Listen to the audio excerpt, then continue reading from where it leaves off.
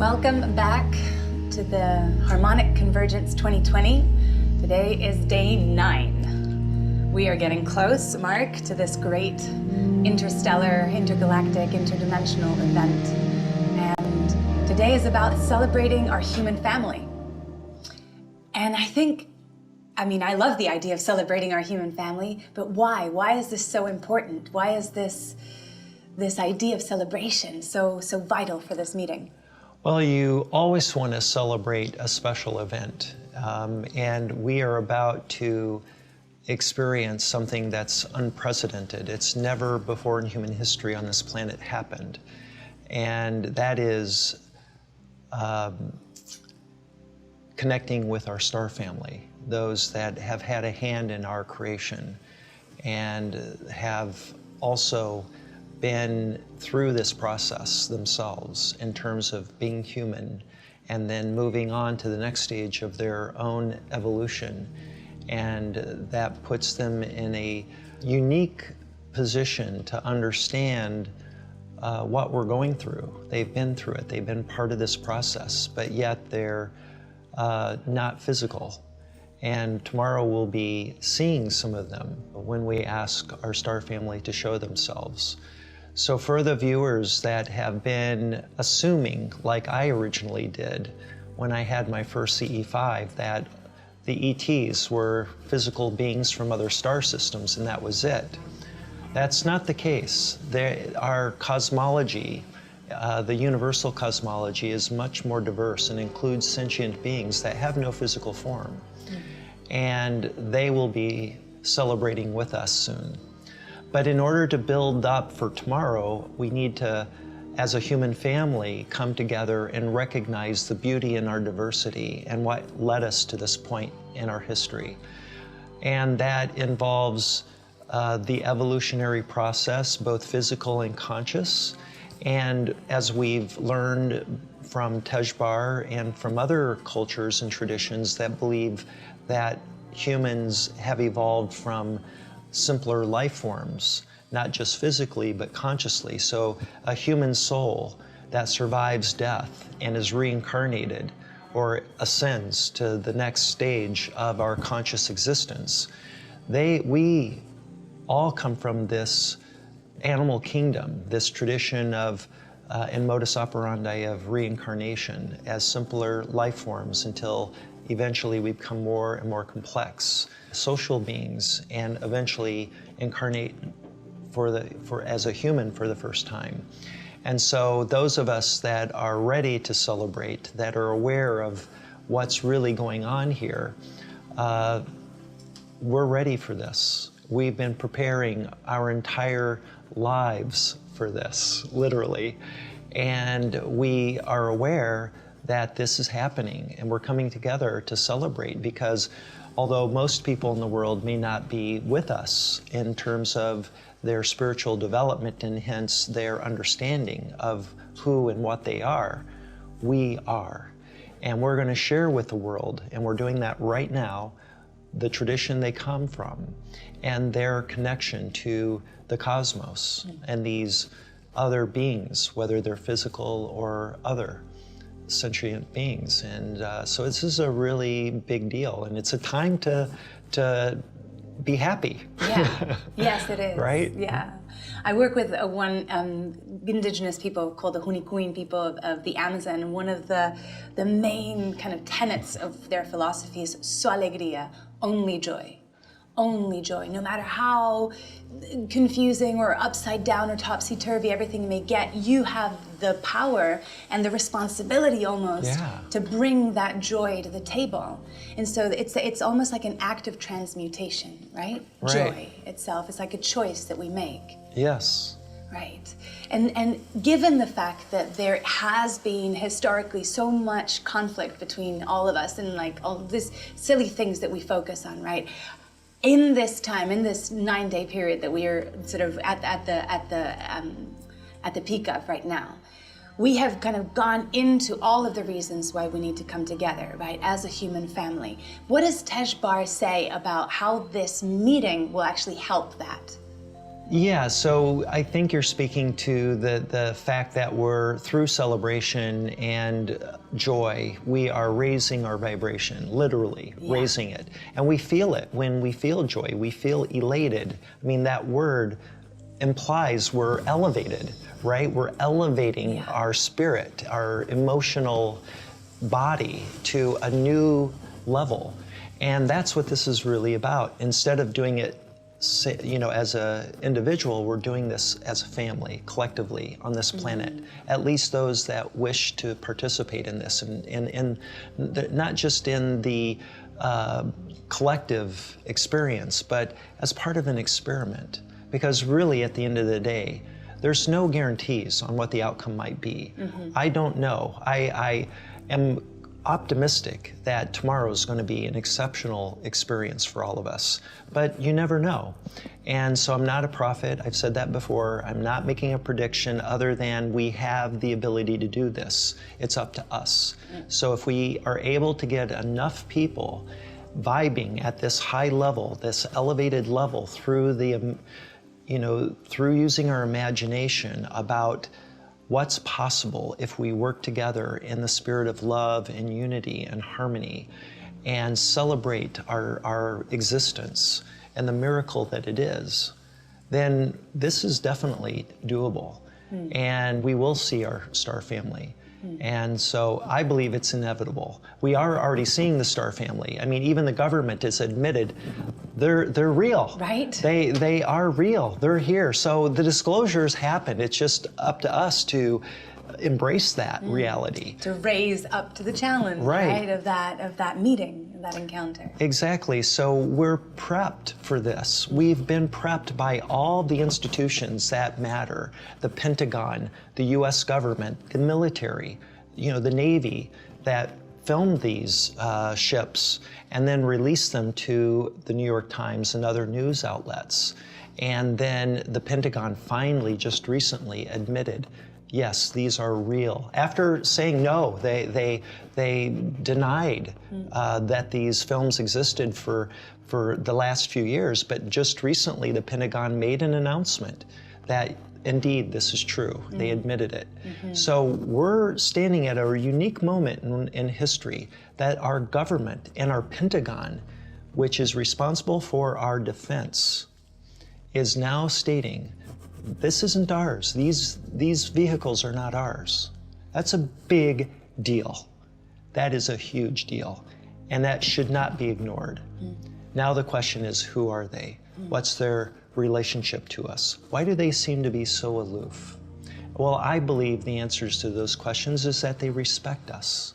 They don't want to freak us out. We've been evolving, and they want to allow us to evolve naturally, not in a way in which we see them all the time and then we begin worshiping them as gods, which they are not. They are not gods. They are simply sentient beings that have been around and aiding in our creation and our evolution because they are effectively us. As I've stated before in previous days, they've been donating their DNA to our human body.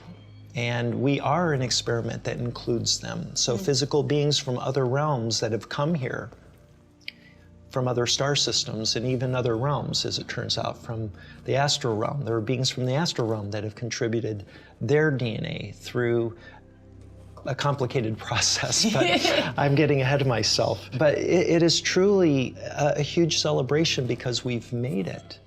We are a jewel in the universe that they are celebrating. And it's time for us to realize that we're worthy of being celebrated. The art and the music that's come through generations of cultural development, through our conscious evolution, the creation of instruments, physical instruments that play sounds and, you know, harmonies and orchestras and groups of people coming together, drumming and fluting and whatever. They're creating art that resonates beings in other worlds. They listen to the Beatles and they like dig it. They dig it. They dig the Beatles. And that's music from Earth. And the Beatles are not just a hit here. No. They're a hit all over the universe. Yeah. And so that's cool. Because the music kind of changes the atomic structure of a room, right? The music is like, it's transcendent. It's when it's tapped in, it just goes way beyond, right? Right. So I want to ask you about the music that we've been witnessing throughout the course of this series. Like, what has inspired it? What's been the purpose of that? Yeah, so it was back in 2017 that Tejbar gave me 13 songs to produce for the Harmonic Convergence.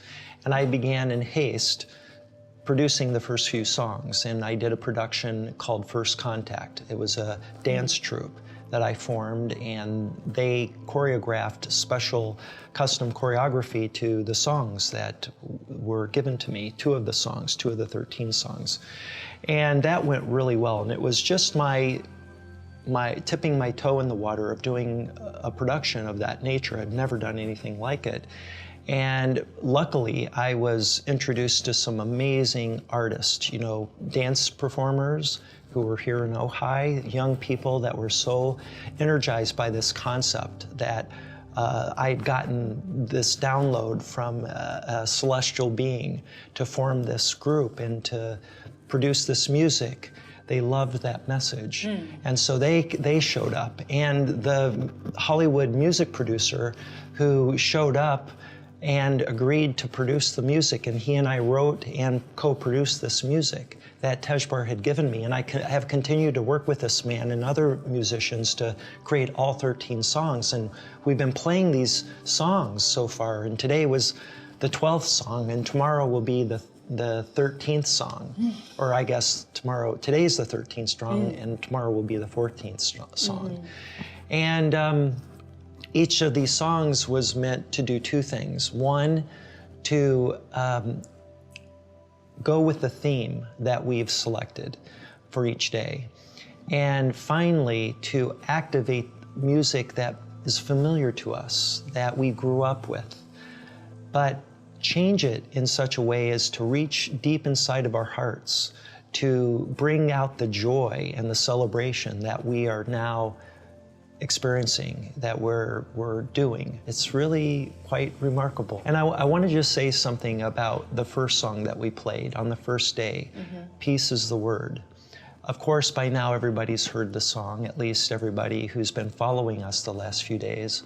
And that song, Tejbar explained to me, was downloaded to Andy Gibb, one of the members of the Bee Gees, back in the 70s, for the purpose of making it a musical, the theme or title song for a musical that would become famous and be translated to many languages around the world.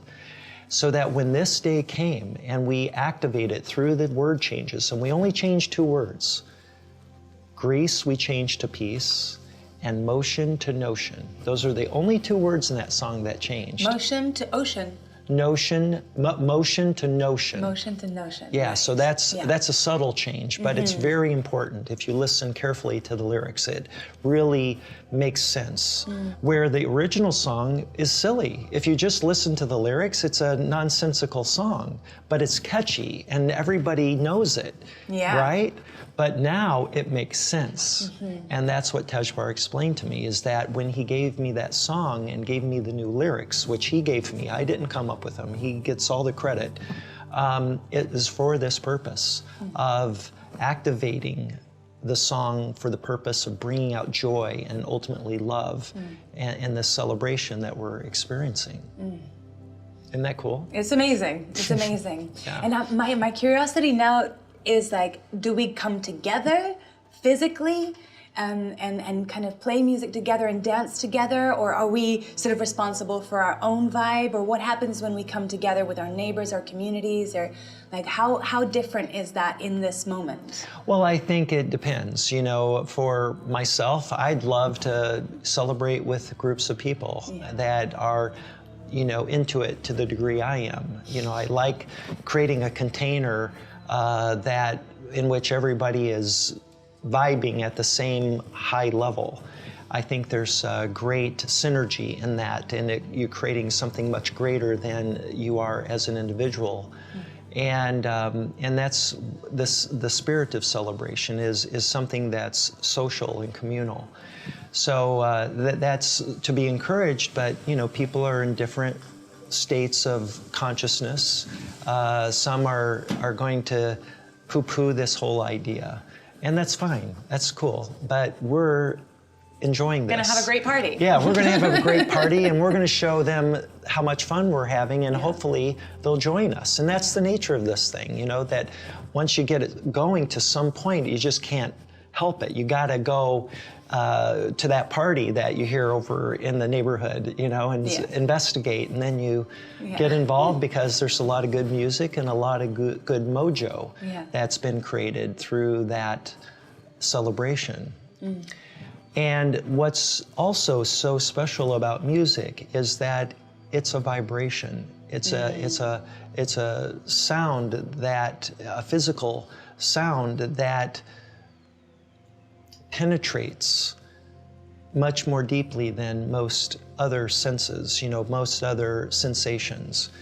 You've heard that everything is frequency or everything's vibration. It's true. According to string theory, or superstring theory more correctly, we're all made of strings that are vibrating at various frequencies. And so I like to think of our bodies made up of strings, like a big string instrument. And that string instrument is influenced by our surroundings, especially sounds in our environment.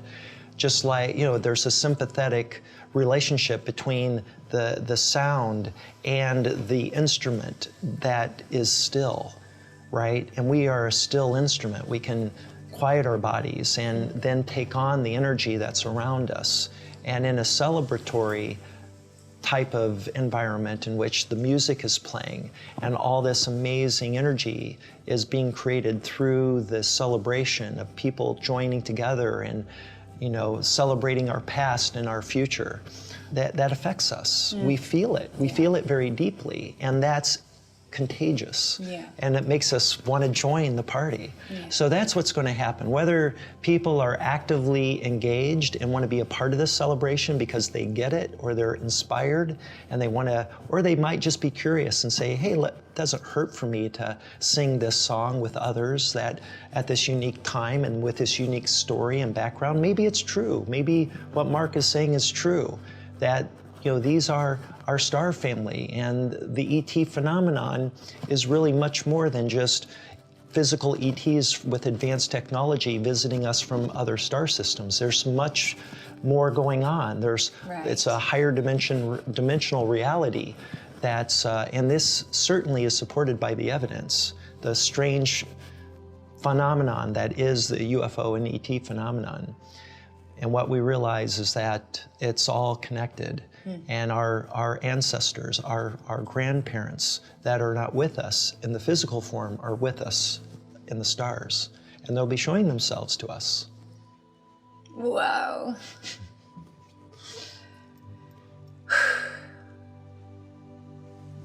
Where do you want to take it? Well, so today is all about taking a moment and pausing and reflecting on where we come from. Right. What is it that we come from? No matter what your belief is, the fact remains that we're human beings that are changing, we're evolving. And there's something unique and very different about today than any experience in human history. And we're witnesses to this, and we're experiencing it. Some of us more than others. Some of us are very engaged in this chaos on various levels, depending on who we're talking about. But the reality is we can't, any of us, deny the fact that something is afoot. There's a big change occurring. Things are not the same, ever going to be the same again. What's this about? What's this leading up to? Where does this go from here? Is it chaos? Is it the end of, of society as we know it? Is it anarchy? I mean, all these fear-based, images of where this goes. you know, you have to imagine, you know, it's easy to let your mind go that way. But when you realize that we have the power to change the future and the outcomes by simply focusing our attention on something positive, this is a real phenomenon. It's a real phenomenon. And we each individually can contribute to that positive future if we want to. And those of us who are aware of the way this all works see what's happening right now. This seeming chaos is just a prelude to something beautiful. Yes. Yeah. And that's the light exactly comes what's after happening. the darkest That's hour, right. That's And the light right. starts coming. Right. Yeah. Yeah. And coming together in that light. I think it's also a really good time to start seeing the light in one another, and kind of using this time to shift from a place of the differences creating conflict to the differences creating opportunity to celebrate the diversity, the range of experience, one another, and to bring each other up, to bring forth one another's gifts, right? Absolutely. Yeah. I mean, that really fascinates me, that concept of them having to lower their vibration in order for us to meet in the middle, right? For us to raise our vibration and meet in that place. That's right. And then presumably they're going to kind of raise their vibration again and go back into that dimension, That's right. And we then are presented with the option of staying there, right? Staying in that higher vibration that we are now knowing that it's possible. So do you think that's kind of the purpose of this encounter, is to bring us into that higher dimension, higher vibration, so we realize that it's possible, that we can do it? Right. Not only that we can do it, but that there's a cause and effect relationship in doing it, and the effect of removing the veil that currently exists between these worlds or realms of creation or of existence, of consciousness. There's lots of different ways you can frame it. It's kind of hard to put into words, because what do you call a being that has no physical form? And that it does take them energy to lower their vibration to manifest a physical form, you know, in the form of a light. That requires focus and lowering of the vibration to create something in what we are living in, this dense physical realm. And so that's why that's one of the reasons why it's not done a lot, because they're vibrating at such a high rate that it takes a lot of effort for them to lower their vibration, but they're doing it for us because we're asking them to, and it's for a divine purpose, and that is to unify our consciousnesses long enough to realize that we are connected, that they are there, and they love us, and they're supporting us, and always have been. And that also will somehow make us realize that we are also one civilization. Yeah. Right? And not a conglomerate of different civilizations, but rather one civilization. And that the unifying aspect of flying together on this ball of magic through the skies, right? Yeah, that's right. Yeah, it's a real paradigm shift in consciousness, because by understanding that there's life elsewhere in the universe without any doubt, we all of a sudden look at ourselves very differently, and we realize we're just a tiny little speck in this vast universe, and there's life elsewhere all throughout. And now we can readjust our perspective in a way that's more healthy for us, and healthy in developing a relationship with our star families and those cultures that are in the physical, that are much more advanced than us. Because you know, the technology they're using to zip around the universe from one place to another can be used for good or bad. And only a highly conscious society that manages their technology carefully for the benefit of all are going to survive. And so it kind of regulates itself. Right. You know, any advanced civilization that begins using their technology for destruction, they're going to go extinct. It's going to bite them. That's the way this works. So they know that. They honor that spiritual law of reverence for life. That's it, the reverence for life. If you revere life in all of its diverse forms, whether it's from your planet or another civilization, you're not going to kill for any reason. You're going to respect and honor and celebrate the diversity of the universe. Yeah. And that's what's before us. It's kind of like Star Trek, right? That's the opportunity ahead of us. Yeah. To interact with diverse civilizations that are willing to share their knowledge and their culture, their art, their technology, so that we might become part of that confederation. Right. And it can be like this beautiful garden that you walk through, and there's so many different beautiful flowers and colors. And you're like, oh, look at that one. Oh, look at that one. And each one kind of rears his head, and you're like, oh, that one. Oh my God, look at that one. As opposed to like, oh, that one's different. Right. Right? Right. Yeah. Exactly. And for me, from my own life experience, this is all extremely new to me, and I feel like, irrespective of what happens in the sky, irrespective of what happens in, like, whether or not they manage to lower themselves and us raise ourselves to that point of meeting. Isn't it such a great invitation to just take a moment and celebrate our life? Yeah. And celebrate the fact that we're here, Right. and celebrate the fact that we can overcome and transmute all of this history and actually create a change that we can be really proud of. We know we can do it. Yeah. We have the means, we have the technology, we have the data that has informed us the direction we need to go, what we need to change in our systems and in our society to steer away from the edge of the cliff back to the center and to a destination that we all wish for ourselves and for our fellow human beings and our planet. So, yeah.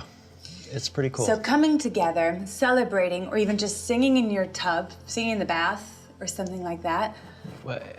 Anything that makes you feel good. Yeah, exactly. So anything that makes you feel good. That's a really important skill set to have. Right. Right? To understand what makes you feel good. Right. And so how the development of that in itself is going to be very good, great medicine for the times. Yeah. The only caveat I'd put on that is that as long as it is not at the expense of someone else. Right. Right? So some people who are very self-centered, and I would go so far as to say are narcissistic, they do what makes them feel good regardless of the impact on others. And that's violating another spiritual law, a type of law that relates to the reverence for life, right? It's all related to that principle of reverence for life. And that's a sickness that many of us unfortunately suffer from, but I think it's just a phase. We're on day 9. Tomorrow is the big day, right? Yeah. And this is a collective invitation at a planetary level. And what do you think we can do to best meet that invitation? Like, what are some ideas that we can do to really raise our vibration? Okay. Well, one of the things is sing the songs and dance and just do whatever makes you happy. And if you buy into this idea that we are approaching a historic moment in our evolution and we're doing this together as a human family, that should inspire joy and celebration, and do whatever makes you happy. The other thing that I'd like to introduce people to is the idea of when you hug somebody, when you greet a family member or anybody you feel inclined to have that close physical contact in embracing them, take a moment to think about hugging them on the heart side of the body, on your left, heart to heart. We've been conditioned, I should say we've conditioned ourselves over centuries of hugging on the right. Pay attention, and all those that are watching this should pay attention. When they try to hug somebody, what side do they naturally go to? They always go to this side. And it's because we have been very sensitive. We have a very sensitive astral body, a light body, a subtle body. That's the body that survives death that Tejbar told me about. The idea I'd like to suggest that people consider is when they hug a loved one, that they go for the left side. They hug heart to heart. Because being conscious of the fact that when we hug, we typically go to the right side. And that's because subconsciously we're very sensitive and guard against anyone entering our heart space. It's just a natural defense mechanism because we're so sensitive. And that's led to us habitually hugging on this right side. So pay attention to this. When you go hug your parents or a child or whatever, what side are they going to? It's the right.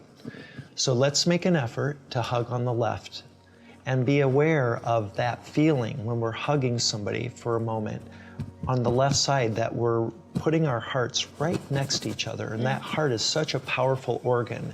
And the chakra itself is the most powerful source of energy that comes through us to make us do whatever it is we do, right? That's especially in a loving way. And we can feel that connection, that bond that's formed in just a momentary embrace with a loved one.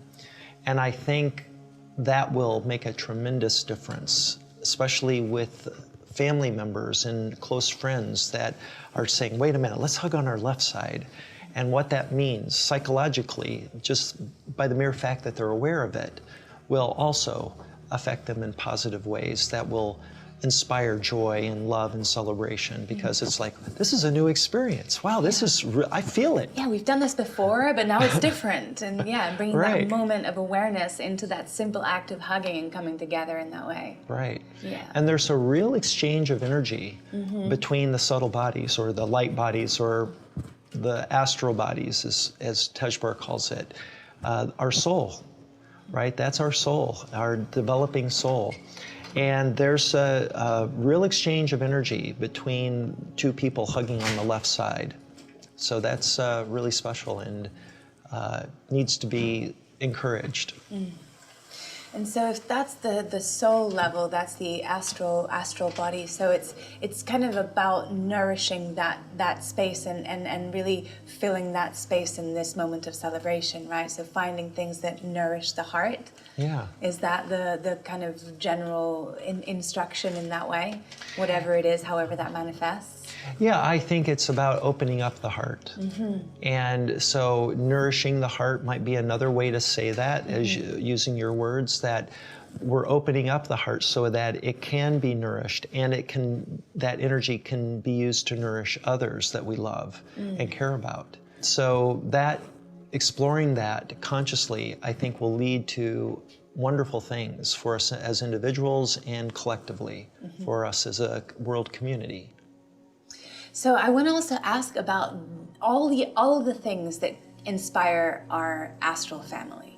And so you've talked about music and dancing and art and this feeling of expression. Yeah. And I just wanted to kind of get even more specific as we can get without being prescriptive. So that we really have like a clear guidelines to really bring our fullest power to this day. Yeah. Well, they're definitely inspired by us. We have been a type of experiment, a spiritual experiment that they've been managing. And this is what they do. Those advanced beings at various levels of or realms work in concert to create life throughout the universe in all of its diversity. And they feel a calling to do that, a life's purpose. And they, of course, want to create life that's never been created before and see what happens with it. And they've done this for billions of years. And we are the latest model of their collective efforts. And what's somewhat unique about our case is to the degree that there's been a collaboration. So many beings from so many places and realms have been involved in this project to inspire their people, their other brothers and sisters throughout the cosmos at all these levels, to see what's possible by working together, because they're learning too. They're evolving as well with us. And we inspire in them new ways to coexist. So that's really what's wonderful about and what's special about Earth, is that we are role models for them as well. So they're learning from us. It makes me think about the Beatles again, and Yeah. about how like they love the Beatles, and that's amazing to me. By the way, I love the Beatles too. But it's almost like if they were the Beatles, we'd be the song. Yeah. It'd be like their creation, so we're the song. So let's sing it, right? We've all had, those of us that are parents have had children that have inspired us, right? That we created this amazing little human being that's grown up into this impressive young man or woman, and they've done something along the way that just makes us so proud and inspires us to do something, you know, that we otherwise would not have done or thought about without our child introducing that inspiration to us. That's exactly what's happening here. We are their children. They see us as their children, and we are on so many levels their children. And by inspiring them in the ways that we do, they are affected, and the whole universe is affected in a very positive way. And that brings us even closer together as a family, as we are all children of the same kind of creative impulse, right? And all the different forces at play that made this moment happen for us here in the universe at this particular coordinate. Right. We are all children of that same creative impulse. So it makes us even more of a family. And that's something that I feel like we've lost. And there's one thing about celebrating, and I think it's great to cover that, but this other aspect of family, it's more than friends, more than lovers, it's family bound by blood. What do you have to say on that in terms of our human family? Well, our story is a story of peace. That we ultimately, the humans of Earth, were created in a collaborative effort of peacemakers that brought their DNA and combined it together to create a new life form that did not exist. And that is what you're referring to, you know, the blood, the DNA that we are, that we represent, that we have become as a direct result of their work, of their artistry and scientific endeavor for the purpose of peace. Because there's what's happening here on Earth is happening up there, and has happened for billions of years. Technology being used not just for traveling or good purposes, but there are races that have been using it for war. And that has gone on for a long time. And so if we can solve our problems here on Earth, it will inspire them to solve their problems. Because our problems are, in many ways, very similar to some of the challenges out there in the universe between the major empires and the tribes, the 12 tribes. And so our hybridization program, for instance, is an effort by peacekeepers or way showers of these worlds to show what's possible when enemies come together in the spirit of peace and harmony to create something new and see what happens. And we are that. Yeah. So what are other ideas that we can activate in people to really enhance that love vibe and that together vibe? I would suggest anybody who would really like to promote and activate the love they're feeling with others is to post on social media. Tell them about what we're doing, especially tomorrow, and post that in a positive way. This is an experiment of our human family to reach out to our star family and ask them to show themselves. And if we're successful, this will lead to a huge breakthrough in our consciousness, and I think break the spell that's holding us back. And so that's one thing. Post on social media, post the songs that we've been producing. These songs are free to download from our website, and we ask that it'd be great if you could make a donation to help pay for the production and the ongoing work that we're doing to continue this message of love and celebration. moving forward. But anybody can download these songs, and they're catchy, and I think they're infectious, and that's a really great thing for people to be infected by the vibe of love through music. There's no harm in that. No harm. Right? Yeah. That's a good kind of infection. Infectiousness. And so... Boom, I got the bug. Right. The love bug. I got the love bug, right? Yeah. I love that. That's a good one. So that's something, dancing, getting outside in the light, meditating, doing anything that, infects other people with a good vibe of happiness and joy and harmony. Volunteering maybe as well in your local communities, like going and reaching out to somebody that might be in need as well, right? This act of offering your services, your energy up in the name of love, right? As well. Yeah, if you're inclined to help a neighbor who's having trouble, go over there and give them a little bit of your time and encouragement and support. That goes a long way. And you can introduce them, hey, do you know about this harmonic convergence thing that's going on? And tomorrow these people are saying that our star family might show up. And wow, wouldn't that be cool? That you want to join the party? Yeah, you can do it right from the comfort of your home if you wish. Or you can step outside with your cell phone and look up in the sky as we're doing this meditation and inviting our star family to show themselves to the world. Let's get outside and look up in the sky and see what happens. Yeah. You might be surprised.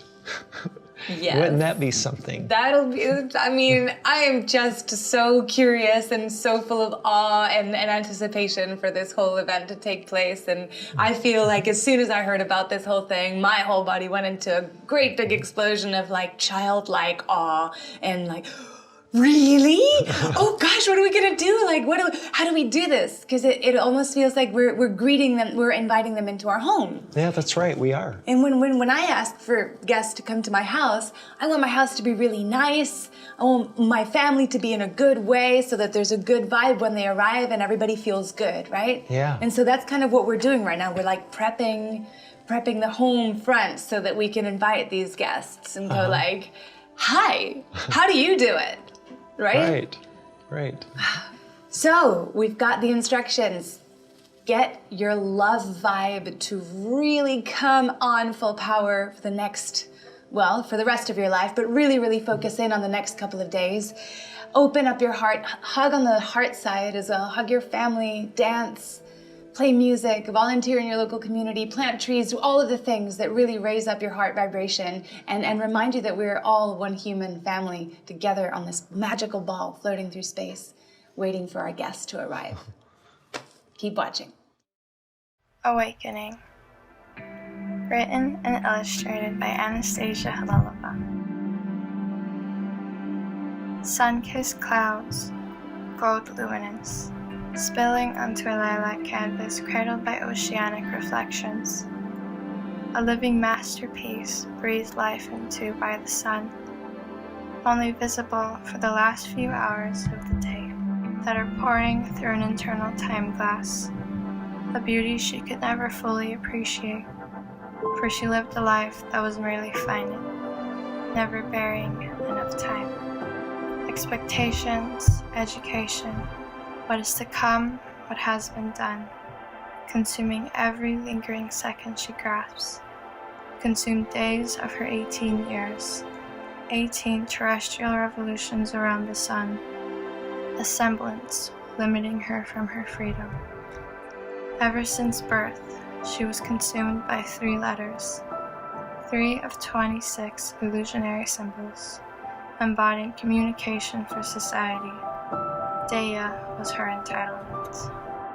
It'd be etched into her bones as she grew to give it stories to embody, stories only fed with empty memories, starved by stress and delusional imprisonment, memories of tomorrow and yesterday. Bitter visions suffuse her mind, fed by echoes from longing freedom and simplicity. Whispers from the universe creep into her mind, showing a societal, synthetic reality, comforting loss with illusionary abundance filled with isolated value. Bitterness metamorphosing into wholeness. Sweeter visions conciliating her with promising worlds permeated with serenity. Promises of tranquility, ecstasy, divinity, nirvana. Visions of being cradled in the arms of the universe itself. They're visions she can't accept. Fear overriding her consciousness as she vacillates between waking or surrendering. Fearing disapproval, judgment, loss, brainwashes her to surrender to imprisonment in society's chains of deception. This aching for equanimity, residing in her subconsciousness, leaking through cracks in Dea's soul, weakened by her rendition of societal acceptance, hoping it would mold her maturity to follow generational conformity. Reoccurring visions still engulfing her mind in times of oblivion, urging her to accept and acknowledge them, giving no choice but to trust them, straying from losing herself in societal corruption. Earth cradling her in soulless arms, liberating her from the chains she surrendered to. She sees the infinite universe, realizing there is so much more than all the illusions she unified with. Universal love, radiating and nurturing Dea. She is awakened, reconnecting her soul with the energy of the earth and universe. With resilience, she radiates love to others, hoping to awaken all. Mother Nature, breathing gusts of wind through her hair in unison with the trees. She sees radiating love and beauty in everything, realizing her future rests in her own hands. With liberating her soul from the grasps of society, she sees others asleep, still walking, speaking, thinking. They're not living, already losing themselves, while society is dulling their souls with illusionary realities. Within the embrace of earth, Dea sees wounds from neglect and savagery, slaughtering and betraying its creatures, polluting its atmosphere and oceans, growing ego, the catalyst of wars, destroying its organisms and harmonies. Overwhelmed with the verity of the opaque reality everyone is submerged in, she can only attempt to terminate suffering and brutality, only creating a catalyst of fear for those who dread leaving familiarity. Creating more empathy within her, a route to influence rather than compel, curing her longing of freedom by refusing to be confined by expectations, receiving doubt and convictions of non-fulfillment, seeing through society's translucent assurances of success from graduation and fame, recognizing that mankind's vain authority is fed by supremacy and wealth, stimulating an uprisal to guide lost souls to divine origin, discovering old souls like herself from enlightening curiosity, old souls embodied by older bodies than her own, creating harmonious relationships with ancient spirits, for her own generation is primarily damaged and oblivious, receiving mistaken pity fed by confusion, which becomes overpowered like unconditional love radiating subconsciously from the earth, universe, and unintentional favors, and intentionally from awakeners she guided and liberated. Infinite love creating a life of simplicity, curiosity bringing her to venture the world, unresolved longings finally cured, new years filled with hand-spun memories, uncovering stories her spine couldn't carry, finding a home of love in the hearts of Hawaii and its locals, strengthening spiritual connection to heighten Dea's life, journeys through paradise seeking tranquility, tasting a glimpse of nirvana, voyaging deep into uninhabited realms of an ethereal land, encountered by a panther bathed in golden aura, fear subsiding into assurance of a divine presence, preparing Dea for her departure from Earth. Accepting the beginning of Dea's end, the divine panther advances to seize her breathing, emitting eternal nirvana, as she rebirthed through a celestial womb into a goddess inhabiting the safe haven. A home within an astronomical sanctuary, a world within worlds, a realm untouched by human hands, her soul embodied by a celestial being, manifesting the knowledge to heal, finding herself in lost places, worlds she hesitates to call home, receiving a calling to return to Earth, to share her strength to heal, remembering the scars on her soul, reminding Dea that we are all one. Returning to the divine presence, she's reincarnated into a symbolism of wisdom and guidance, a sea turtle sharing visions of her story, giving glimpses of eternal nirvana, creating catalysts for others' awakenings. Her absence on Earth revealed increasing societal dishonesty as more and more souls lose themselves in chaos, grasping more illusional strength fed by capitulations. With tears in her eyes, she knows to see society, empathy accumulating within her, recognition of her own past, urging her to liberate the souls inhabited by mankind, radiating love, strengthening her soul, growing energy, releasing her soul, from singular being to infinite energy inhabited by a celestial clutter of stardust, sacrificing her energy to cure the weakened, her independent soul choosing to be embodied by Earth, healing its wounds and scars. Her energy radiating from creations, birthed through the terrestrial womb, spreading infinite love to the lost, guiding the oblivious, terminating the chains of society. Dea's energy engulfing its minds with visions, creating a catalyst for continuous awakenings, ceasing savagery and cruelty, liberating souls embodied by lost humans, finally stopping to appreciate beauty within life. The answer to world peace: set aside ego, relinquish society, restore spiritual harmony.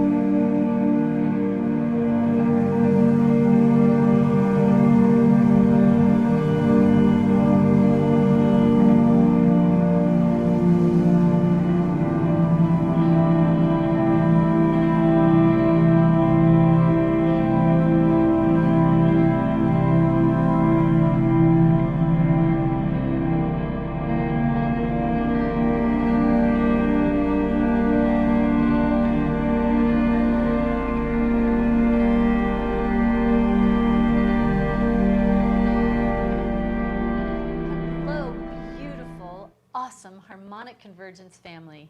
Welcome to Harmonic Convergence 2020. Today is day 9. Celebrate our human family. And my name is Maura Hoffman. I am Aaron Zahavi. And we are honored to be your host today. And we have our awesome brother, and couldn't be more perfect for Celebrate Our Human Family. Adam Apollo is such a galactic Jedi master, and he holds such light in so many places. I've enjoyed Adam as part of the Resonant Science Academy.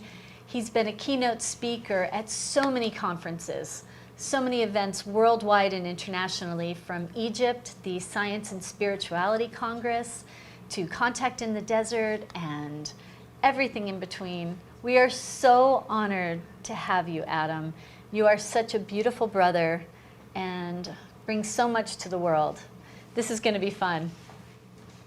Adam, thank you for joining us. Now, you are such a pleasure.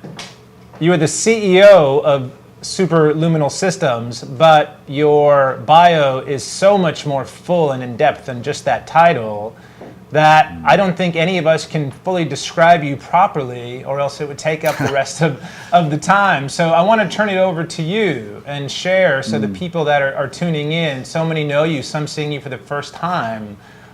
You are at the crossroads of so many important things right now on this planet. So share with us what's important for you, and how would you describe yourself? Wow, thank you so much. I'm very honored by your introduction, and it's such a pleasure to be here with all of you today. Most simply, I would just say that I'm an explorer of consciousness, of being. And in order to do that, to understand consciousness and who we are, where we came from, what we are creating, and what we are here to do and share with the world, we have to look into everything. We have to dive into our own history and understand it, and find out what parts of it are wrong and what parts of it are right and true, and get to know the subtle facets of the physics of being itself. What does it mean to be made of mass and energy, living and existing in this world? And how do we use tools to better connect and share with each other and go out into the world and make a real difference? So technology is a big part of my work. So there's lots of different facets to me and what I like to share. And today I'm honored to take the place of Brian Forrester, who I know is going to be on the broadcast. And he's a dear friend of mine, and we had so much fun in Peru together. And I love his work and his thinking and the breadth of the way that his consciousness explores our ancient past. And, while he and I don't necessarily agree on everything, I think that my background in exploring sacred sites and ancient sites, in studying the fundamental foundations of philosophy and consciousness and psychology in the way that that time has shaped those, and the way that our cultures have carried those into the present moment, can help build a bridge for people to what the ancient past may have actually looked like, and why that's important to who we are right now and to the world that we are creating going forward. Beautiful. Share with us some of what you want us to know about those ancient sites and about the ancient technologies and what you've discovered and seen and what we got to see together in Peru and Egypt. Yeah, well, at the highest level, when we really look at the span of the different kinds of megalithic constructions, the massive stone structures around the world, and the kinds of ways that stone's been cut and fit together, like we find in Peru, or the mathematical precision that we find in Giza when we look at the Great Pyramid, we start to get the idea that there was a level of advancement in science and mathematics and technological capacity and consciousness in these different ancient peoples that simply does not fit the current archaeological story of our history. And this is a really big deal, because all of us believe what we believe based on the story that we're told about the truth of reality. we all think that we got here and that we've somehow just been on this one linear curve of growth and evolution, and that we've only discovered more than the people in the past.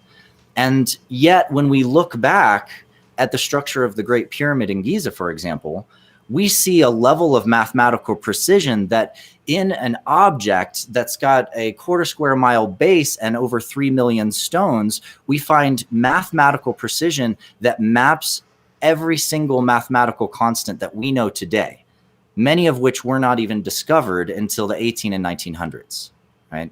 So how did they encode this level of mathematical precision in such a large object? And unlike what you'll see when you look at magazines like Smithsonian Magazine or, Discover Magazine, you find a lot of times articles about the pyramids, and the illustrators somehow conveniently always make all the stones the same size, right? Like as if all the blocks are really just the same size and they're all just kind of fit in and stacked together. No problem. Super easy for a bunch of slaves with ropes, pulling these stones over 50 miles across rivers and up gigantic ramps to put them in position. But the reality is that every single stone is a different size. So now you can imagine a 3 million piece puzzle where every piece is many tons of stone, and you're trying to put this puzzle together over the life of a pharaoh, which is like 30 years. And suddenly the whole storyline starts to fall apart and unravel.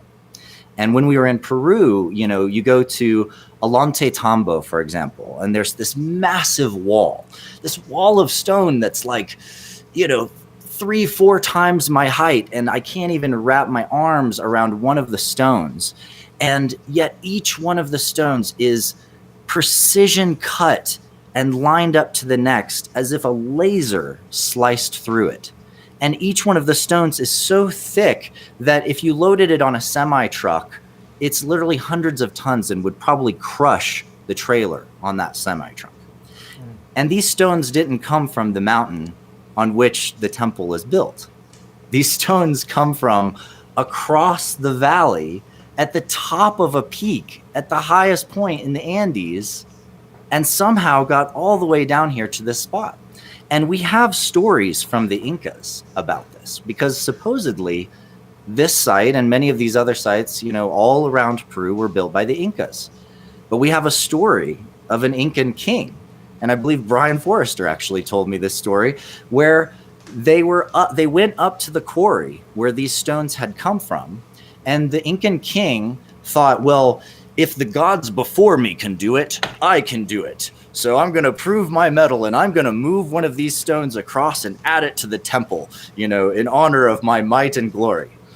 And so he had hundreds of men tie themselves to this gargantuan multi-hundred-ton stone at the top of the mountain, the Andes, and they were going to pull and drag this stone down into the valley. Now, some of you can probably see where this story is going. Unfortunately, the stone started really sliding and moving and then started tumbling down the mountain, blowing apart into multiple pieces and dragging hundreds of people with it. So we know what happened when the Incas actually tried to replicate this kind of construction. And, when you're in Egypt, it's just so easy to see through the false veil that's been put on top of things. In Mexico, it's a lot easier to buy the story because there's been 8 layers of reconstruction on the pyramids. So the ancient structures and sites are buried under layer after layer after layer of stones and repair on top. But in Egypt, you climb down into the Serapeum 150 feet underground, and you walk through halls and tunnels where, there's chamber after chamber after chamber after chamber, and each one has a stone sarcophagus, that weighs over 70 tons. They're 8 feet wide by 16 feet long by 6.5 feet tall with 2 feet tall lids. And they're carved of single pieces of stone. And the surface is laser sharp. It's so smooth. You could almost cut yourself on the edges still. and it's polished to gleaming in many cases. Some others are more dusty or a little rougher or just not carved as cleanly. But when you see the shape and the size of these structures and realize you couldn't even take one of these and push it into its slot because it literally won't fit the turn. And yet somehow it came from 50 to 100 miles away in these different quarries. I think the main quarry is about 50 miles away. And they got it there, and they got it underground, and they got it into a chamber that it shouldn't actually fit into, and then somehow tuned the stone so that every one of these, 28 or so sarcophagi that are in this one hallway all resonate at the same frequency inside. And suddenly your mind just opens to, my God, this is not done with guys with chisels and ropes dragging things on logs. Like, this didn't happen with a copper tool. This was not, a barbarian age, kind of like pre-technology civilization. Whoever built these spaces and places and tuned these sarcophaguses and set up these temples had a level of scientific knowledge and understanding that simply surpasses what we even know is possible today. They would have had to have 2-story tall diamond saws, laser cutters, plasma drills, the technology necessary to produce these sites simply does not match our historical record from these times. And so we know there must have been an advanced civilization. And it is most likely that that advanced civilization was pre-Diluvian and existed up until the end of the last ice age. So that's where we should start. And how far back are we talking in terms of being pre-Diluvian? So 11,000 BC, in other words, around 13,000 years ago, is estimated to be the end of the last ice age, the period where there was a massive accelerated ice melt, likely combined with certain geophysical effects, greenhouse effects, that kind of thing. Also likely paired with some tectonic shifting of plates. So imagine you've got volcanoes going on, earthquakes, and massive flooding all at the same time. So the amount of tsunamis wiping out cities around the coasts and the level of disappearance of a lot of the main cultural centers was drastic and vast. And this is the reason why it's difficult to find evidence of the main civilization centers, but it's not hard at all to find evidence of a lot of their infrastructure and a lot of the sacred temple sites they built on higher ground on continents all over the planet. The idea of having advanced ancient technologies for some people is an oxymoron. And hearing you talk about it, some people may be hearing some of the information you're sharing now for the very first time, not knowing the detail and the depth of the stones, of the size, of the precision. And hearing you speak about it seems very logical for somebody to think, yeah, that makes sense. There's no way that it could be done the way that we've been told it was done. So if that's the case, why do you think we've been told it was done in a way that, as you've been explaining, is a literal impossibility? Yeah, it's a great question. When we look back in history and we start really getting to know the kind of cultural bravado, let's just say, of a lot of the British archaeologists who were traveling across to all of these different places. And in many of those places, combined and aligned with the force of the Christian church going in and setting up their conquests, and developing their colonies and claiming the world for the great land of Britain and for the Queen. And when you get to know this sort of bravado that comes along with that, you also get the sense that as these guys, found these places and these different sites, they were just like, wow, somehow these these barbarians of the ancient ages must have built these things. And you get the framing of them kind of looking at the peoples there and going, wow, yeah, this is primitive, you know, how primitive is this? And then sort of projecting that perception of primitiveness as if every civilization must somehow be, you know, less high and complex and with less, you know, tea ritual than the Brits.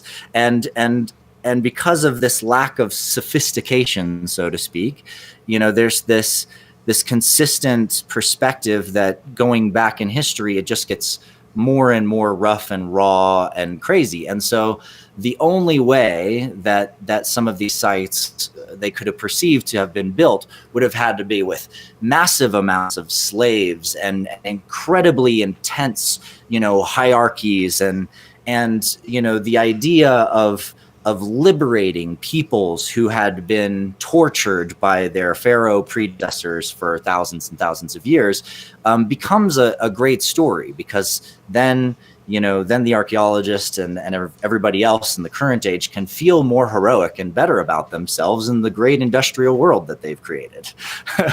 And, you know, it's so classic, and it's like, it's such a deep reflection of our shadow and our egos as being, where we, you know, we really like to have this sense that we've just got it all under control, and, you know, we're doing everything better than has ever been before, and everything is always moving upwards.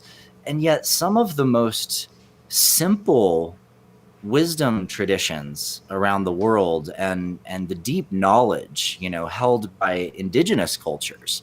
You know, I helped organize a couple prayer runs for world peace with Orville Lookinghorse and his family back in 2005 and 2006, and hung out with a bunch of indigenous kids, you know, and here I was, the wily white kid that came out of like dance party culture, hanging out with all these indigenous kids, you know, and I had a deep passion and interest in getting to know their rituals and their ways and their wisdom. And a lot of the other kids were just like, yeah, I'm into hip hop, and like my res is a total ghetto, so like whatever, I'm gonna run because it's like it's the right thing to do, you know, deep sense of honor.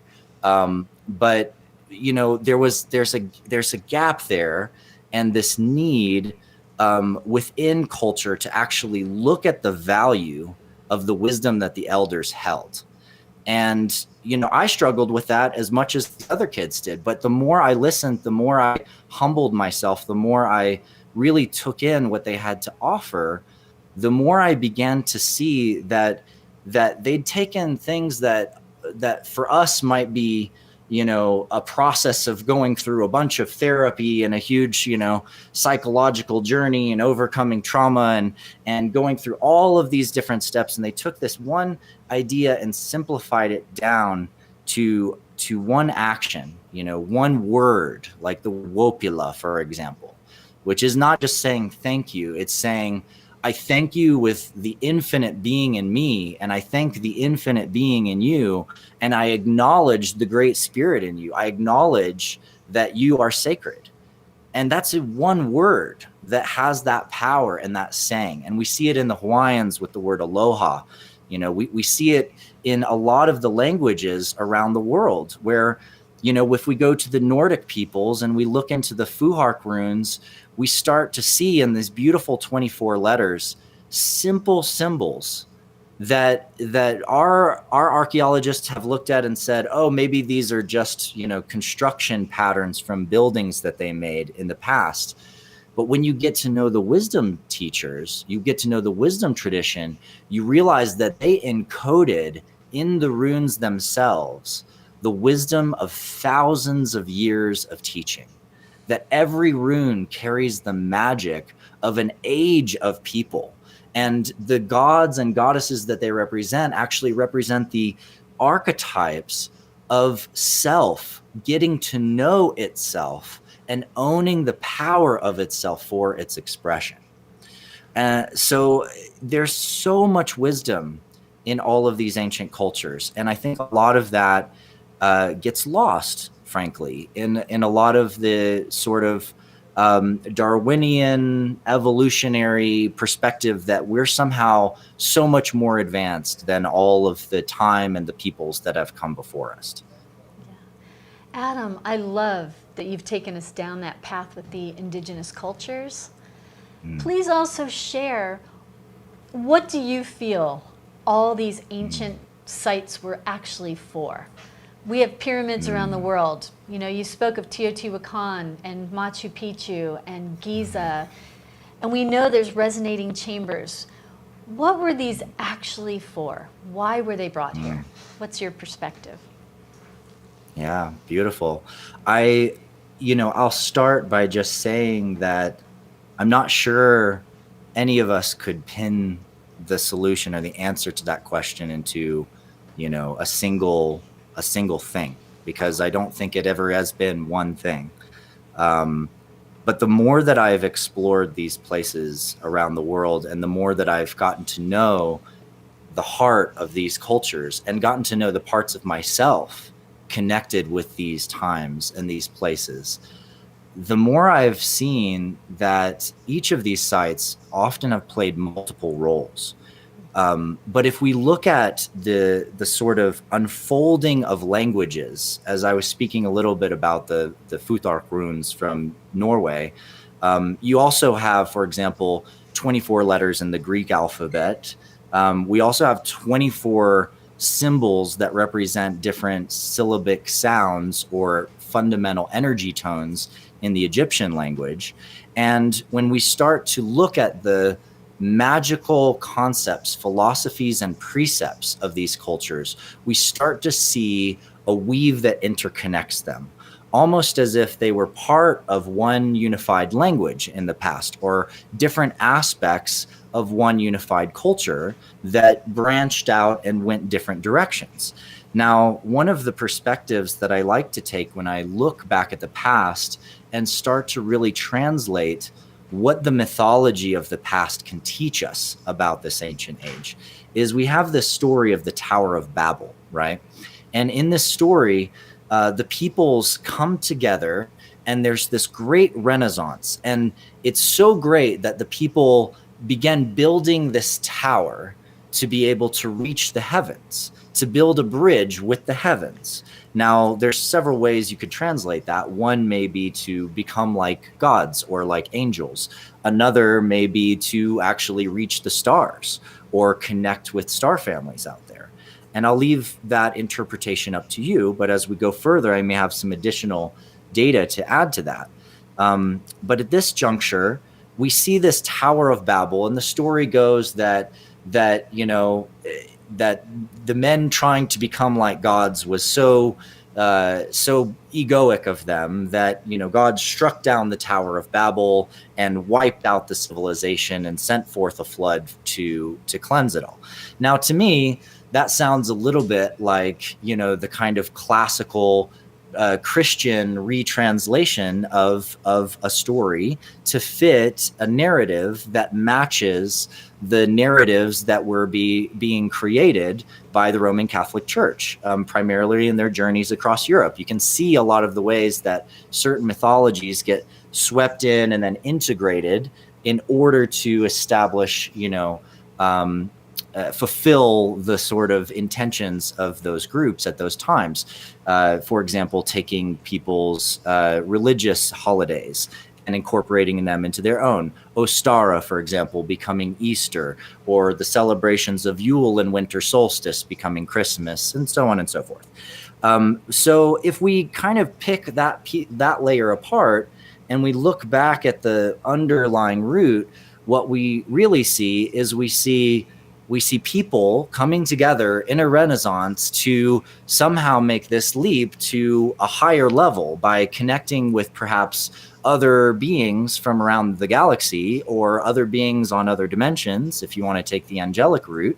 And then you see this massive kind of earth cataclysm that happens, where there's pole shifting going on, earthquakes, things, everything that describes what we understand as the end of the last ice age. And so to me, this points right at the age of Atlantis, where you have ice pushing all these people together, creating this massive renaissance, and the one language bonding people together perhaps is this sort of unified codex of mathematics and our study of science and of reality, because we know, based on these sites, we know absolutely, based on what we've seen, that they had a transcendent view of mathematics. The work of Alan Green and Robert Grant, two of my closest friends and colleagues, I meet with them literally every week in our Math Magicians crew. And Alan, in particular, his work is really amazing because he brought forward this idea of this universal constants of measure. And he showed definitively that inside the Great Pyramid, that literally when you take the different angles of the pyramid, you get the exact proportions of the foot to the cubit to the meter. Now, I want you to think about that just for a second. The height of the pyramid to the angle that goes to one of its flat sides is the foot in this case. One of the side angles going up to the top is the cubit, and the meter is from the top down one of the sides to the corner, across one of the sides, and across the base. And literally all of those different angles perfectly trace exactly what the pyramid is. So if you don't have all those angles, you don't have the pyramid. And yet when you combine those angles together, you get the base mathematics that gives us the exact proportional measurement relationships between three entirely different systems of measure, one of which is supposedly Egyptian, the cubit, right? And then we have the foot and the meter, the foot being part of the imperial 12 system, which has been spread, through a lot of the world. The United States still uses the foot and the mile as the primary unit of measure. And then we have the meter, the metric system, which supposedly arose in France and is, all over in these other places. And yet somehow these three supposedly entirely different systems of measure are all nested in the structure of the pyramid. But Alan doesn't stop there. He goes further and he actually shows us that the ratio between a sphere and a cube that surrounds it, and a cube and a sphere that surrounds that cube, also gives us the cubit to meter to foot on one of the surfaces of the cube and back to the cubit relationship. So like literally all of our measurement systems, whether they're base 10 or base 12 or cubit base, they're literally all interconnected in the science and the infrastructure and the architecture of these ancient civilizations. Another great teacher named Carl Monk did a huge series of presentations. I think it was back in the 70s. His videos, literally, he's drawn stuff on pieces of paper and he has them taped to a wall and he's like filming them as he talks. And he proves definitively over and over again that not only did they know base 10, they knew base 12, they knew global positioning, and he's able to, by simply moving the prime meridian from Greenwich, England to Giza, he puts the prime meridian on Giza and he measures longitude and latitude from there. And guess what? Every single one of these sacred sites, even ones across the United States, across Europe, across Asia, across Australia, everywhere, all these sacred sites all happen to be placed on exact precision, latitude, and longitude. And generally, they're teaching us about harmonic frequencies and tones by each one of these placements. So we know that there's this unified language, this unified understanding, and from that we've gotten all of these other amazing branches and the languages and astrology and all of these things that have output from that and survived the end of that cataclysm. Hearing you share the accomplishments of humanity is so fitting for our theme today of celebrating our human family. And it would seem that we should all come together in such reverence and awe and celebration of all of the amazing things that have happened on this planet. And yet, there's people like you and many others that have to take up the fight to convince people of what actually happened, instead of us needing to be able to celebrate and build from what there is.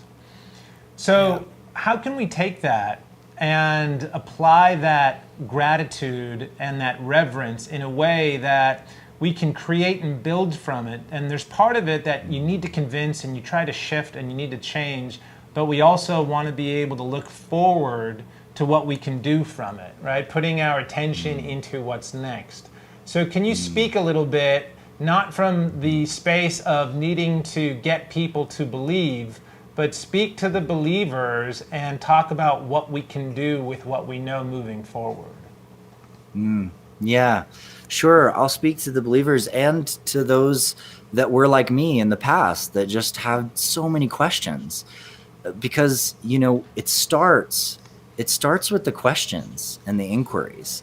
And it's funny, even using the term believers, and I'm not trying to poke fun of you here, but it's a funny word to use because it's fascinating that how sometimes we gain a new level of understanding or a new belief, and then we grip it just as hard as the ones that we had to let go of before that. But there's always a process where we have to like let go a little bit. We have to release, and we've got to ask new questions again. And we have to say, okay, where did this come from? Let's take astrology, for example, because that's one of the topics I think of the day. And you guys had astrology by my name there. When you look at astrology, where does it come? So where did the symbols come from? If you look back in history, you actually can't find an origin. There's literally no spot where it was just like, oh yeah, that was, Pythagoras, he invented astrology. Like, no, he didn't, it was already there. And then you go further and it was like, oh, it was already there. And you start to see little pieces of our symbols of planets and the references to gods and goddesses and the nature of things that link to language, that link to arts. And it's a trail, it's a thread that you can pull on. And as you pull on that thread, you discover something more about humanity, but also something more about yourself and something more about who you are and what it means to be alive and a being.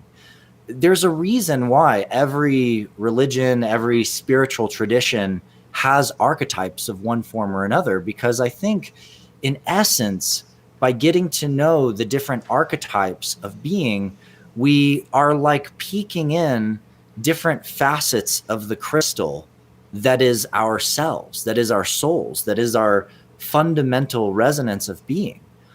And so for believers and or questioners and or non-believers, I would say just continue asking questions, continue investigating, continue pulling the thread and seeking to know who you are more deeply. I feel so much right now that we're in a time of great longing to know who we are, great longing to get to know what it means to be a human being on earth now at these times. And it's easy to just just to accept that either what you're being told must all be true because these people obviously wouldn't lie to you, or to question everything and pick apart everything just to find that there's this gaping hole, and then there's happens to be someone right there who's just like, you think there's conspiracy. Well, guess what? Here's the answer, and here's everything on a silver platter you need to know. So don't worry about any of it because we promise there's superheroes already getting it done. Yeah, well, that's not going to get you anywhere either, is it? Because it's not activating you to do something, to discover yourself, know yourself, or make a difference in the world. So regardless of whether you think all the conspiracy theorists are psycho, or whether you think that they're all right, or however far or close down whatever path you take in understanding the dynamics of the world and what's happening right now, whether you can see that you've been racist, or whether you're actively fighting racism in yourself and actively applying yourself to overcoming the dynamics and the weight of, you know, hundreds of years of cultural force, like slamming into you, you know, as a being, wherever you're at on that spectrum, it still comes down to, who are you? What are you doing here? What is the magic of the alignment of who you are that's bringing forth this gift? And that gift is your purpose. And nobody can define that for you. Nobody can tell you this is your purpose. It's actually only something that can come through self-knowledge. And self-knowledge only comes from questioning yourself and asking the right questions about your reality and about your history and about your consciousness and about physics and about whatever it is that you choose to pull the thread on. Pulling the thread will help you begin to unravel your sweater. and soon you'll be naked. And as you get naked and raw with yourself, you get to know the magic of the incredible being that you are. And then you will know what it is that you're here to offer, and this is the gift that you're here to give. And it won't matter. It won't matter if they're right or wrong, or this is true or not. And it's because you will come from a pure place that is aligned to the heart of yourself, and love for yourself and love for all life and all being, because everything brought you to this moment. And that's undeniable. Yay, thank you, Adam. Yes. You're welcome. Well, and what I got inspired as you were saying that is, especially at this time of this harmonic convergence, we've got planets in place, we've got so much going on in the world. You spoke of these sacred sites and temples and pyramids that actually line up with solstices and equinoxes. Like there was something magical happening then. And with this planetary alignment, tell us more about the message from our galactic family and how we can connect to our galactic family. And part of our origin in getting to know about ourselves is connected to the star seeds and to the galactic connections we all have. Yeah. Well, there certainly was a lot of knowledge about other planets, and certainly, you know, archetypal knowledge connected to all of these different constellations seen in the sky. There was translations coming through the lineage behind us that can help us see more clearly now what's moving and what's going on. Without the understanding of Pluto and the nature of the sort of keeper of the underworld, the transmutation of death and rebirth, and the sort of powerful dynamic with Persephone and the holding on to the old before eventually, you know, it must crumble. With seeing what that means and what that's about, we can look at the Pluto return of the United States, and we can see that right now Pluto's in the same place it was when we signed the Declaration of Independence. So that right there tells us, my goodness, it's time for a rebirthing. It's time for a newness. It's time to let something in this old way die, the same way that we let the colonization structure die by separating ourselves from the colonizing entity, which was, you know, Great Britain. Of course, you know, we still were taking the land from indigenous peoples, and there's a lot of other issues to get involved with that. And Pluto plays a role in all of those things. It's not always pretty. It's messy sometimes when transformation and transition occurs. But I think that right now, with Pluto making that conjunction with Saturn and Jupiter coming together, teaching us about the balance of responsibility and faith, of connecting trust in the future that can be with our capacity to organize and develop and work with time, work with Chronos, work with the structure of things and create new and better structures. This is the first level of the sort of galactic messaging that's coming in through the great teachers of our own solar system, which are the planets in our solar system. Now, if we go further than that and we open ourselves up to the reality of things like the current status of the output of the Drake equation, which is, when I was in high school, I'll just say, we thought when I was in high school, we thought that there was 100 billion stars in our galaxy.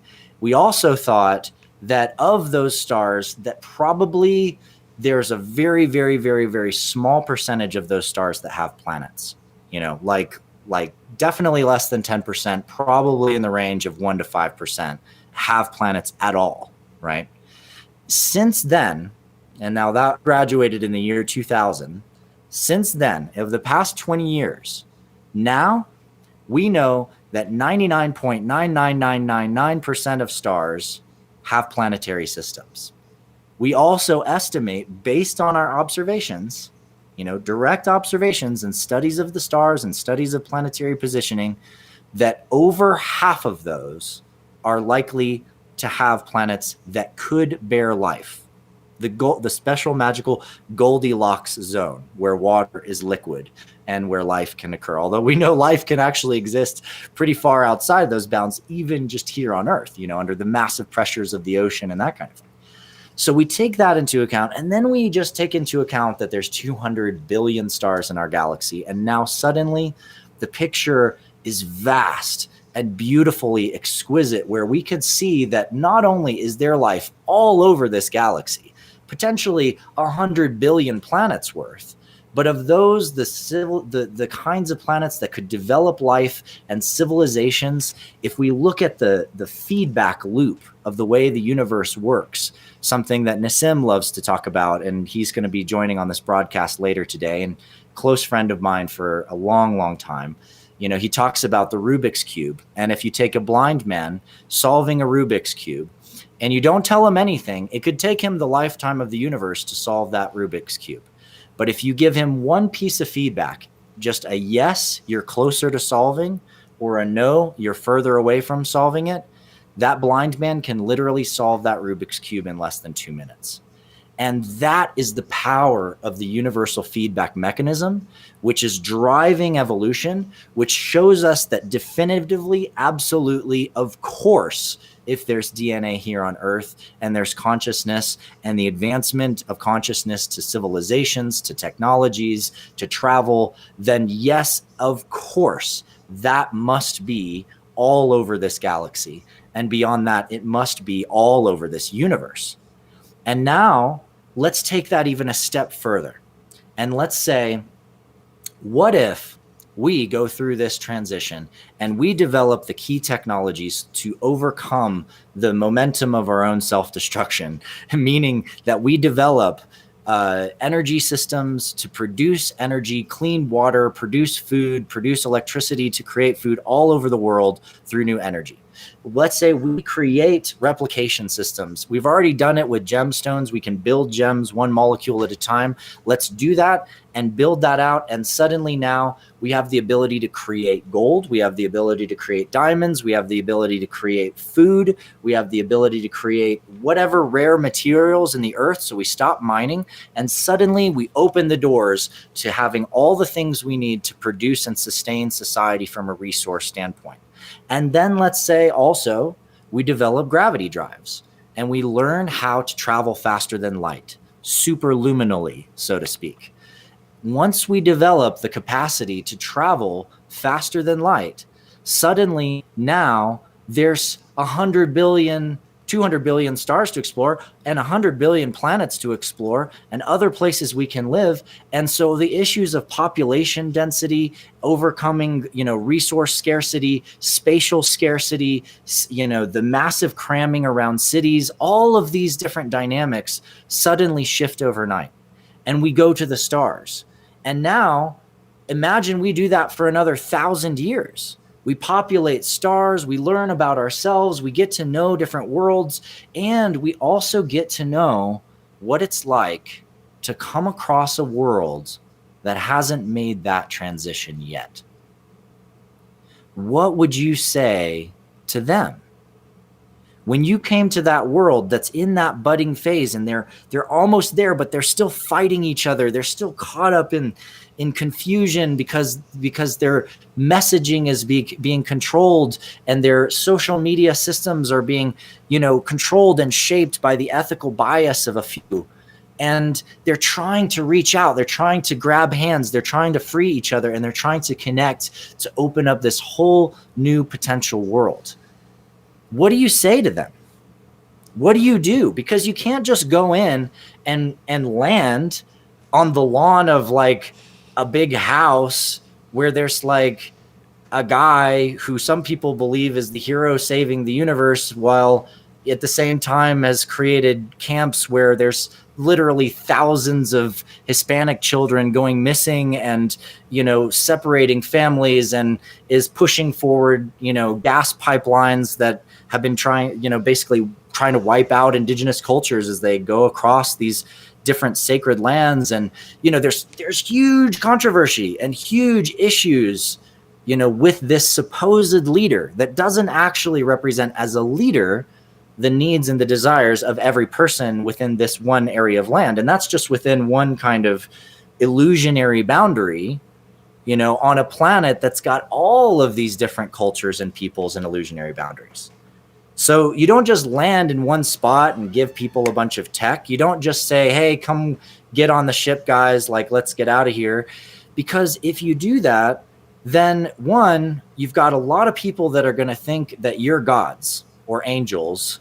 And suddenly you're going to set off this massive religious explosion where now all these people are worshiping these light beings because, you guys have got thousands of years of tech on this like little planet. And, frankly, you're pretty radiant because you stopped fighting thousands of years ago, and you have all your needs met. You've put all your time into cultivation of self and to art and to developing trust and developing the purity of relationship and getting to know the beauty of genetic lineage and how things evolve and how things, articulate themselves. And so, yeah, you don't want to be, you've already tried that once. They thought you were gods. It made some issues. You give them the tech.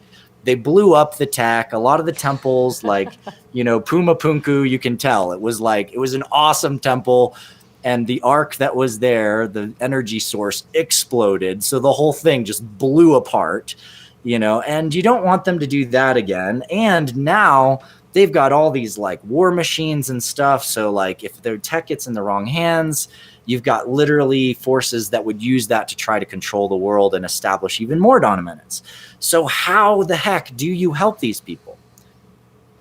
Well, one way is you just fly over wheat fields, across Great Britain, and just like lay in some sacred geometry and some mathematics that might trigger a little bit of consciousness opening up. You might fly over mountain towns and places remote from cities and spend a little time noticing who's watching the stars and who's really paying attention and who's open. And because you've got this nice consciousness augmentation device built into your ship, you can pick up the astral field of the person's interest in connecting, and suddenly you have a little holographic field of them, and you start sending telepathic projections to communicate with them. And you develop the ability to talk telepathically a long time ago because that's the only way to communicate across vast distances and star systems. It's the most awesome integrated quantum entanglement system that you've got, and it's built into your body. So why not use it? And of course, your tech can augment it in other ways. So you start talking to people, you start communing with people, you start feeding in ideas about ways that we can take sovereignty, about ways that we can continue the work we're already doing around technology and physics. And then if we just hit these little trim tabs, as Buckminster Fuller called it, if we can just hit enough of these little points to make a shift, it's not going to happen overnight, but the whole ship will turn. And if we listen to our intuition and we just keep doing that work, we're going to turn that ship before it hits an iceberg. And the Titanic will survive and the Earth will go on, and we will develop, our capacity and ability as a species to join the rest of this galactic community. Not as underlings, not as children of the angels, but as equals, as angels among angels, working on ourselves and working out our psychological and philosophical capacities to stand and live and shine as beings among all of these other amazing beings across the universe. Yay! That was awesome. Thanks, I had fun. Well, as we conclude, and I'm going to let Iran jump in as well, Adam, you've got so much more. We could talk to you for hours because you can talk about the Pleiadians, the Sirians, the Arcturians, and how that relates to us. You can talk about Jedi training. You can go into mastery of physics and mathematics. So we'd love to learn more about how everyone listening can dive into some of your courses and learn about things you've shared in the past. And then at the end, we'll let you give a special message. So share with us that, and then we'll let you take us home. Beautiful. Happy to. Thank you. Yeah, so it depends on what you're into. If you're into Jedi training, self-development, self-mastery, optimizing and magnifying your superhero abilities to actually make a difference in the world, and want to learn some of the stuff you really can't learn in schools and that frankly even a lot of the mystery schools don't cover, you can come join me in the Guardian Alliance. My students call it the Jedi Training Academy, and it's it's a simple adventure going in and discovering the different archetypes in yourself and how to develop and cultivate superpowers in those different archetypes. If you're interested more in unified physics and understanding the fundamental structure of how this reality matrix actually forms itself, one fun thing you can do is watch my Unified Harmonic Matrix presentation from Contact in the Desert, which I was honored to have Maura introduce me for, and that's free and available on YouTube and also on adamapollo.com. But I also have, I wrote the modern physics and much of the unified physics modules of a course called the Unified Science Program. And the Unified Science Program is part of the Resonance Academy for Unified Physics. So if you're familiar with Nassim Haramein, and again, he's talking later today, Nassim is the research director for that foundation and for that academy. And a lot of his work is woven into that. And I put a couple years of my own life and love and research into that course. And it's free to take now. So you can explore that and actually get to know this journey in physics and how we get to a unified physics that incorporates spirituality, consciousness, energy, and et cetera into the fundamental quantum mechanics and physics of gravity and et cetera that we want to understand. I also have a quantum geometry course in that academy, and that one is a little bit more of a deep dive into actually the geometric structure of the proton. And if you're into things like sacred geometry, you're going to love it because you're actually going to see how the fundamental structure, in fact, the most stable structure in the universe, which is the proton, is literally built out of sacred geometry and tensegrity. And there's a lot of really, really good, juicy stuff in that. And if you want to just find out about other things I'm doing, adamapollo.com is good. And my company, Superluminal Systems, right now, we're fundraising for something called Core Network. And you can learn about that at core.network. That is, I'll just drop a hint that it's basically, we're building the Starship interface system, which just happens to mask itself as a social media integration dashboard and learning system. So take that as you will, and I hope to see you guys there and learning more about that. Amazing. Adam, thank you so much for coming and sharing your knowledge. We start with talking about ancient wisdoms, and we complete by talking about what seemingly is future concepts for us, and we recognize that it all exists right now. And you are the perfect embodiment to showcase that. So we really appreciate you sharing all of this and raising an awareness and an opportunity for us to ask questions, to expand, to grow, and in the theme of today, to celebrate our human family. So we thank and celebrate you, and for everyone who's watching, continue to stay tuned to the Harmonic Convergence 2020, Day 9.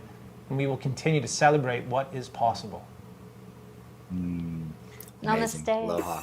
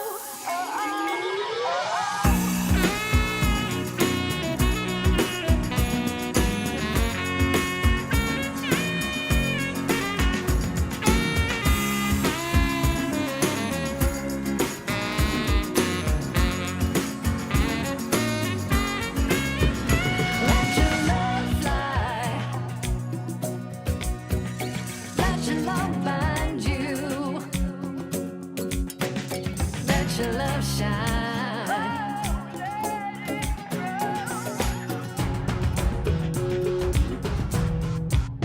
Just let your love fly like a bird on the wing, and let your love find you. Do all living things and let your love shine. And you'll know what I mean. That's the reason. That's the reason. It's the season. Yes, the season.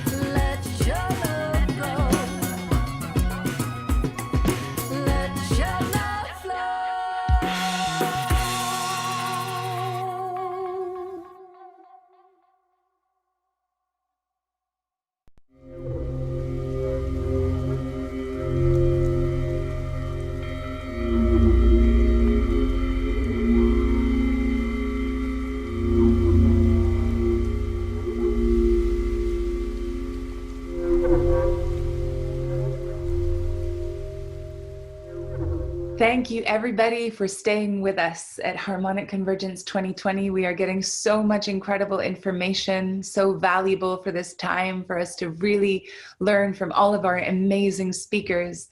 And without further ado, I'd like to introduce our Indigenous contingent today. This is a very, very, very special couple from Guatemala. They're Mayan elders, keepers of this ancient and beautiful tradition.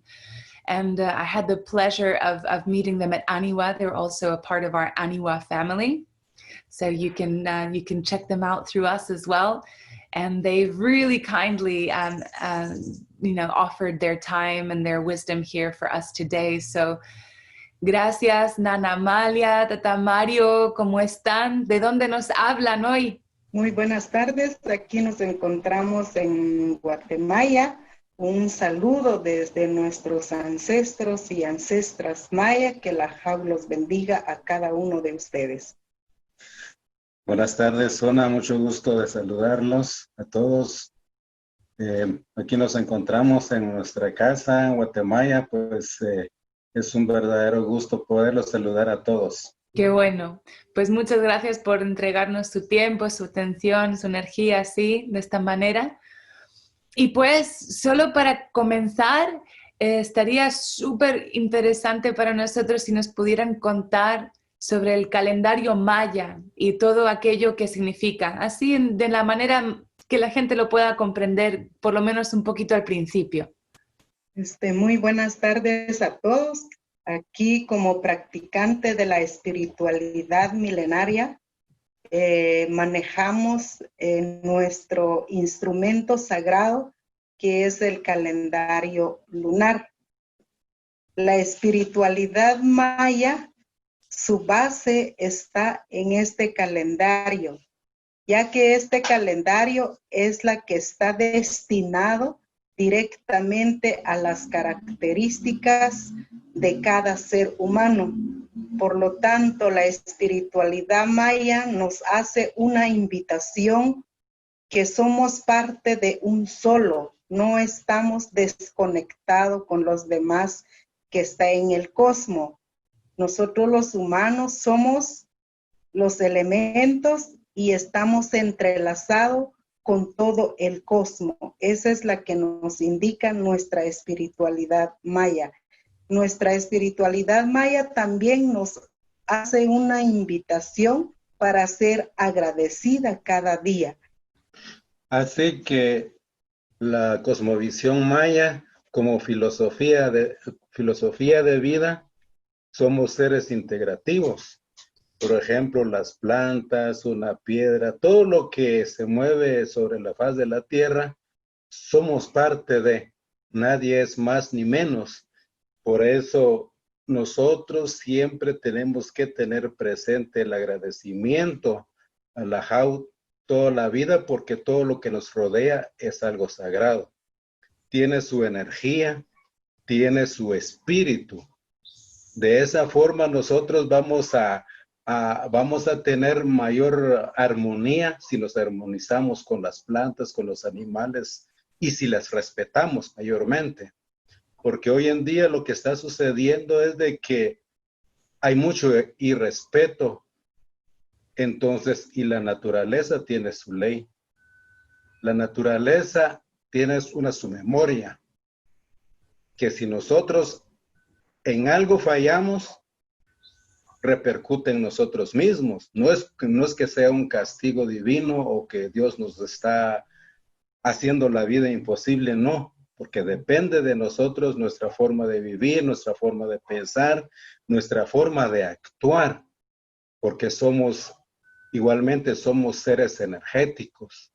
Usted, Nana Amalia y todos los que nos escuchan somos seres energéticos que nos comunicamos a través de los sonidos, ¿verdad? Entonces los sonidos nos hace esa conexión. Los sonidos también nos hace esa conexión con Ajau. Entonces la forma en que nosotros nos tenemos que comunicar con Ajau es expresándonos. Dar esa expresión por dentro, porque igualmente en el fondo nosotros nos movemos acorde a nuestra energía de nuestro ser. Entonces, si nosotros nos expresamos, si nosotros respetamos, si nosotros tratamos la forma de vivir en armonía, todo va a estar bien.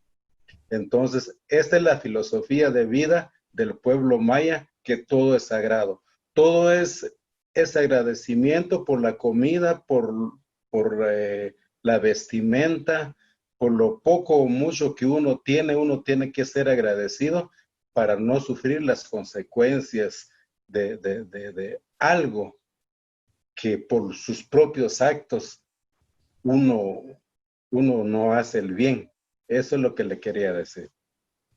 Sí, qué bueno esta totalidad, esta relación que tenemos íntima, ¿no? Con nuestra madre tierra, con el universo. Me encantaría saber, una curiosidad es, ¿cuál es el nahual de ustedes? ¿Estarían felices de compartir, si es posible? Vamos a compartir un poquito, por ejemplo, el día de hoy. Estamos bajo la energía del eje Anel, que representa la semilla, tanto la humana como la especie que nos da la madre tierra, empezando del día de hoy para que todo sea abundante y que todos somos semillas y que cada ser también siembra semillas. Y en el caso mío, como Nana Amalia, pues mi energía es Pax, que representa el hilo, el inicio de la vida, la evolución humana, y por eso es de que traigo una misión desde mi nacimiento por mi energía de mi nahual. Sí, el mío es Toj, ¿verdad? Entonces, como decimos anteriormente, todo ya viene como programado en nuestra vida. No hay nada que se atrase ni tampoco se adelanta.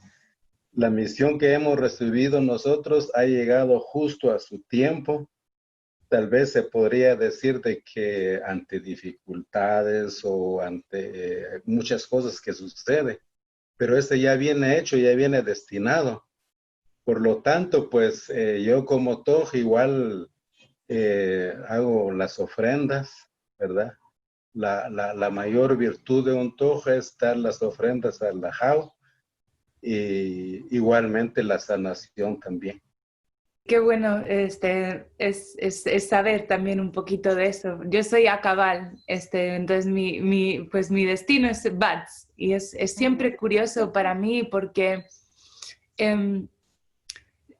siempre tiene mucho sentido, ¿no? Esta observación de las energías que gobiernan cada día, y siempre tiene un propósito también, ¿no? La energía de cada día. Uno puede nacer en un día, pero todos los días tienen su propósito. Entonces, si nos pudieran hablar un poquito, por ejemplo, la importancia de tener ese propósito pues cada día y mantener esa conciencia del paso del tiempo. Bueno, yo creo que es muy importante mantener las energías de cada día, porque a través de la energía de cada día se busca el equilibrio, porque el equilibrio es muy importante para la vida humana y para la vida del cosmos también, porque si dependiendo también tu energía, entonces a través de eso se busca el equilibrio. En el caso mío, como Nana Amalia, para trabajar con las personas, cuando vienen y hacen una consulta, la base es buscar su energía de su nacimiento, porque de ahí depende cómo fue el engendro, cómo fue el nacimiento, cómo está el futuro y cómo están sus hemisferios. Es de mucha importancia, porque si alguno de estas energías está mal, significa que el ser humano también puede caer en un desequilibrio. Y ahí es donde vienen las energías, que hay muchas energías negativas, hay muchas energías positivas, pero cuando hablamos de energía positiva y negativa, significa que eso está dentro del ser humano. No significa que alguien más viene o que muchos en ocasiones dicen, esa es una energía negativa, pero ¿de dónde viene? Puede ser por tu carácter, por tu forma de ser, por tu enojo, porque no eres agradecido, porque hay muchas cosas que ahí en tu ser puede suceder, y es de ahí donde viene el análisis espiritual, cuando uno analiza a la persona, qué es lo que está pasando, se da cuenta de dónde viene, de repente que hay que alimentar su engendro, qué pasó en la gestación, qué pasó en el momento cuando nació, qué han hecho, han agradecido o no.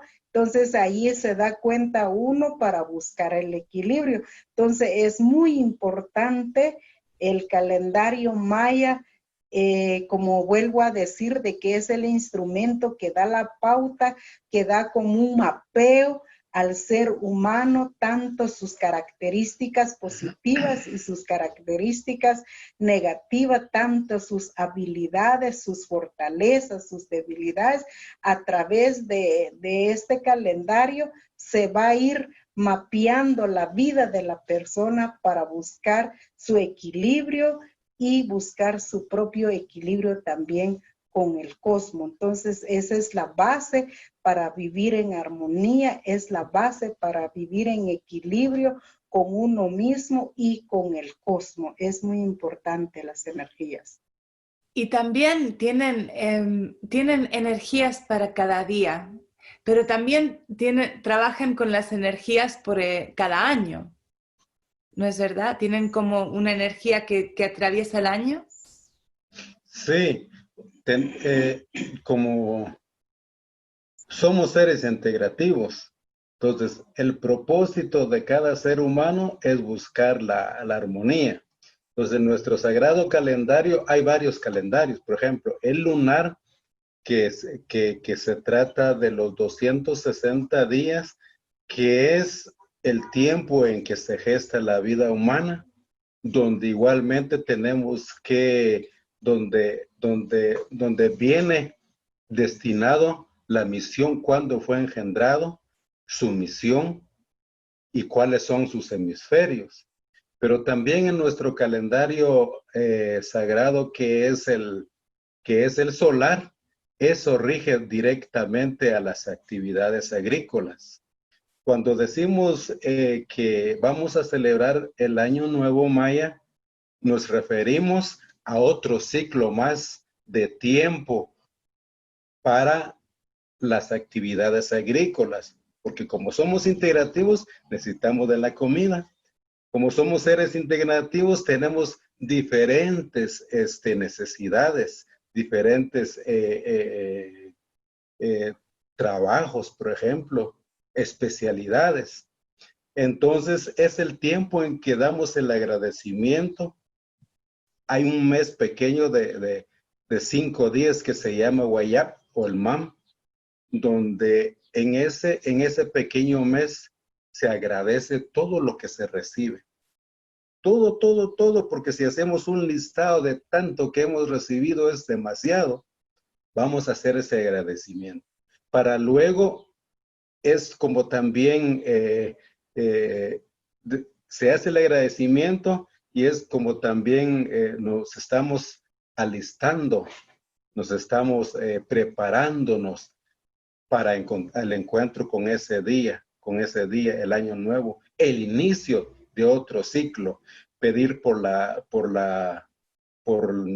las personas que cultivan el campo, pues los que son especialistas para trabajar la tierra, los que siembran la tierra, los que cuidan de los árboles, los que cuidan de la milpa, porque la milpa aquí en el pueblo maya, en toda Guatemala, uno mira milpa. Es el alimento sagrado que nos tiene con vida. Y en todos lados se siembra el sagrado maíz, el frijol y todas las demás verduras que se da. Entonces, ese es el agradecimiento que nosotros damos y pedimos también la protección divina para todas estas actividades agrícolas que corresponde al calendario solar, ¿verdad? Eso es el otro calendario que realmente va ligado a la vida del ser humano también. Los alimentos y el bienestar físico y espiritual de la persona. Sí, y también existe otro aspecto de este calendario que es en la transición del Bactún. Me encantaría que nos pudieran hablar un poquito sobre lo que significa esto y quizás algunas características que sean pues útiles para este tiempo. Bueno, hay muchas cosas hay muchas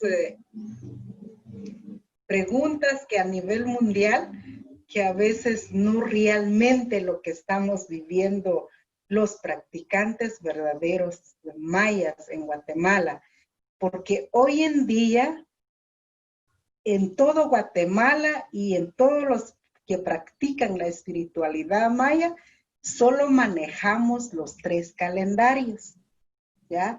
Significa nuestro calendario lunar, que está en todo, el calendario solar, que son los que nos rige los acontecimientos, los equinoccios, los solsticios, tiempo de lluvia, tiempo de invierno, tiempo de todas las estaciones del tiempo del año, y está ese calendario del MAM, del cargador del tiempo. O sea, este año nuestro cargador del tiempo es Huaxaqui, no, es el conocimiento, es la sabiduría, es el entendimiento, es la que nos está gobernando y que por eso también vemos muchas cuestiones mentales, porque el ser humano a nivel mundial está muy elevado y no están sus pies hasta abajo. Y cuando usted dice que hablamos del Bactú, pues en muchos historiadores que aún no han llegado, y en los practicantes de nosotros de la espiritualidad maya, creemos que existen los Bactumes, pero esos son ciclos de tiempo. Son ciclo de tiempo que termina a cada 52 años. Y ese es un tema muy latente de muchos los abuelos que muchas veces no queremos entrar todavía para no asustar a la humanidad, porque no hablamos en ningún momento hay fin del mundo, no existe. El fin del mundo existe en el momento en que usted y yo dejamos de respirar. Ese es mi fin de mundo, pero la humanidad sigue. ¿Por qué? Porque somos de generación en generación Entonces, cuando hablamos de Bactún, ese es un ciclo de tiempo que se terminó según la historia, que eso fue en el año 2012, que simplemente fue una transformación. Al mismo tiempo es un despertar de los pueblos originarios a nivel mundial, porque cada pueblo originario se despertó para decir que hay una cosmovisión, que hay una forma de ver más la vida, que hay un sentimiento diferente de ver la vida, que no es solo es cuestión de los grandes empresarios, de los grandes que tanto están haciendo daño a la humanidad, mientras que la cosmovisión de los pueblos originarios se despertó en el año 2012 para decir, aquí estamos abuelas, aquí estamos abuelos, somos sus hijos, somos sus nietos, aquí estamos vivos para decir que la vida sigue, para decir que la humanidad sigue, pero ¿en qué forma? En una forma de transformación, en una forma de una mentalidad más positiva, en un cambio de actitud, en un cambio total de nuestra forma de ser, al mismo tiempo regresar, volver a los valores, al respeto al mismo humano y al respeto a la madre tierra. En esa forma le puedo explicar lo que pregunta. Algo también que yo le puedo compartir es que, por ejemplo, el Bactún es de 5.200 años, por ejemplo. Es un conteo, es un cómputo de tiempo de muy largo plazo. Pero igualmente, como acuérdese que le dije que somos seres integrativos, entonces la persona humana representa ese Bactún a los 52 años. Por eso, aquí nosotros, por ejemplo, las personas que cumplan 52 años, que sería la representación de ese lapso de tiempo en la vida del ser humano, significa que la persona ya es una persona madura, con conciencia, ya tiene hijos, ya tiene nietos. O sea, ya es una persona que es ya muy respetada dentro del círculo, dentro de la comunidad, se podría decir. Entonces, sí se hace también esa celebración de 52 años de la persona, que lo que significa es eso. Ya ha pasado un tiempo bastante, ya son varios años, pues, entonces ya tiene mucha experiencia, algo que contar, algo que compartir, durante todo el tiempo que estuvo pues en sus actividades. Entonces es parte del legado que uno puede dejar a las futuras generaciones, porque significa de que uno tiene que ir registrando qué tipo de actividades hizo, qué le salió bien, qué no le salió bien. O sea, todas las dificultades en la vida también se puede demostrar en ese lapso de tiempo, y en que también llega la conciencia, ¿verdad? Ya de los 52 años en adelante, que serían 4 ciclos de 13, porque aquí se manejan los 4 ciclos de 13, entonces eso sería llegar a la madurez de la persona humana. Sí, es interesante como escuchar esta percepción del tiempo como desde otra perspectiva tan bonita, ¿no? Porque claro, nosotros aquí, pues yo estoy en Los Ángeles, todo el mundo tiene reloj, todo el mundo tiene su calendario, pero nadie tiene tiempo en realidad. Entonces, pues me gustaría preguntarles de qué manera en su comunidad, en su familia, en su lugar, con la gente que practica y tanto con la gente que no practica. Esta percepción así del tiempo, ¿de qué manera pues podría ser compartida? O sea, ¿de qué manera se puede como que extender esta percepción del tiempo, en realidad, como algo positivo? Y lo ven en su comunidad, o sea, ¿la gente se rige así por este calendario más natural o siguen con el reloj y sin tiempo? Bueno, desde nuestras comunidades mayas, porque hay que hacer también ver que en Guatemala habemos 22 idiomas mayas, pero la mayoría desde la colonización, pues muchos pueden practicar otras religiones, puede ser católico, evangélico, pero hay una mayoría que practicamos aún este ciclo del tiempo. En las comunidades, aún los que practican este calendario se rigen con el tiempo según el ciclo del tiempo. O sea, es como, por ejemplo, los que siembran el maíz, no miran el reloj, no miran la fecha gregoriana. Ellos lo que miran cómo está la luna, cómo está el sol. Entonces, a través del ciclo lunar, a través del ciclo del sol, ahí es donde rigen para ir a sembrar, ¿ya? Al igualmente, muchas de las abuelas comadronas que reciben a los recién nacidos, también se fijan a través de la luna. Si es que las mujeres se dejan que nazcan sus bebés naturalmente, entonces todos ellos están regidos a través de la luna y a través del ciclo del tiempo. Y no es así lo que miramos, por ejemplo, decimos el tiempo occidental, ¿verdad? Que como usted dice, que solo el reloj, solo ya el tiempo, allá hasta tienen un reloj de hora cuánto van a dormir.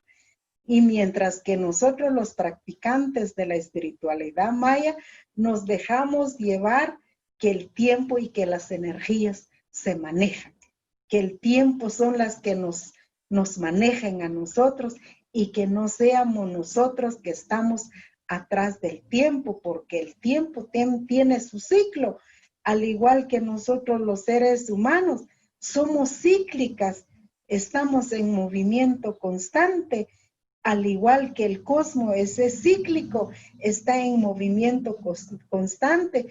¿Eso qué significa? Significa que merece respeto el tiempo.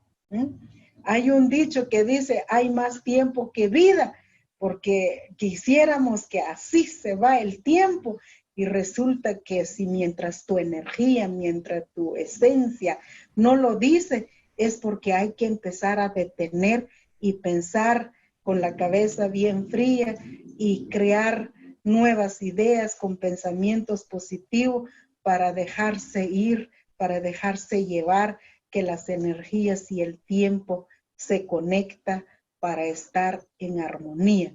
Porque cuando estamos ligados al tiempo del reloj es porque el ser humano no está tranquilo, solo está viendo sus cosas materiales. Y si volvemos, retornamos un poquito al ciclo del tiempo de la naturaleza, significa que ese momento va a haber mucha armonía, va a haber mucho equilibrio y mucho más todavía con personas saludables, porque ya se va a dejar guiarse con el ciclo del tiempo y con su propio ciclo como ser humano. Valdría también la pena, por ejemplo, recordar de que, por ejemplo, en Guatemala el cristianismo es bien fuerte, por ejemplo, porque fue la imposición espiritual, ¿verdad? Pero en los pueblos, aquí los pueblos viven diferente que en la ciudad. Como que en la ciudad todo es corre-corre, porque aquí todo se compra, todo es negocio. Entonces en los pueblos, por ejemplo, muchas veces mucha gente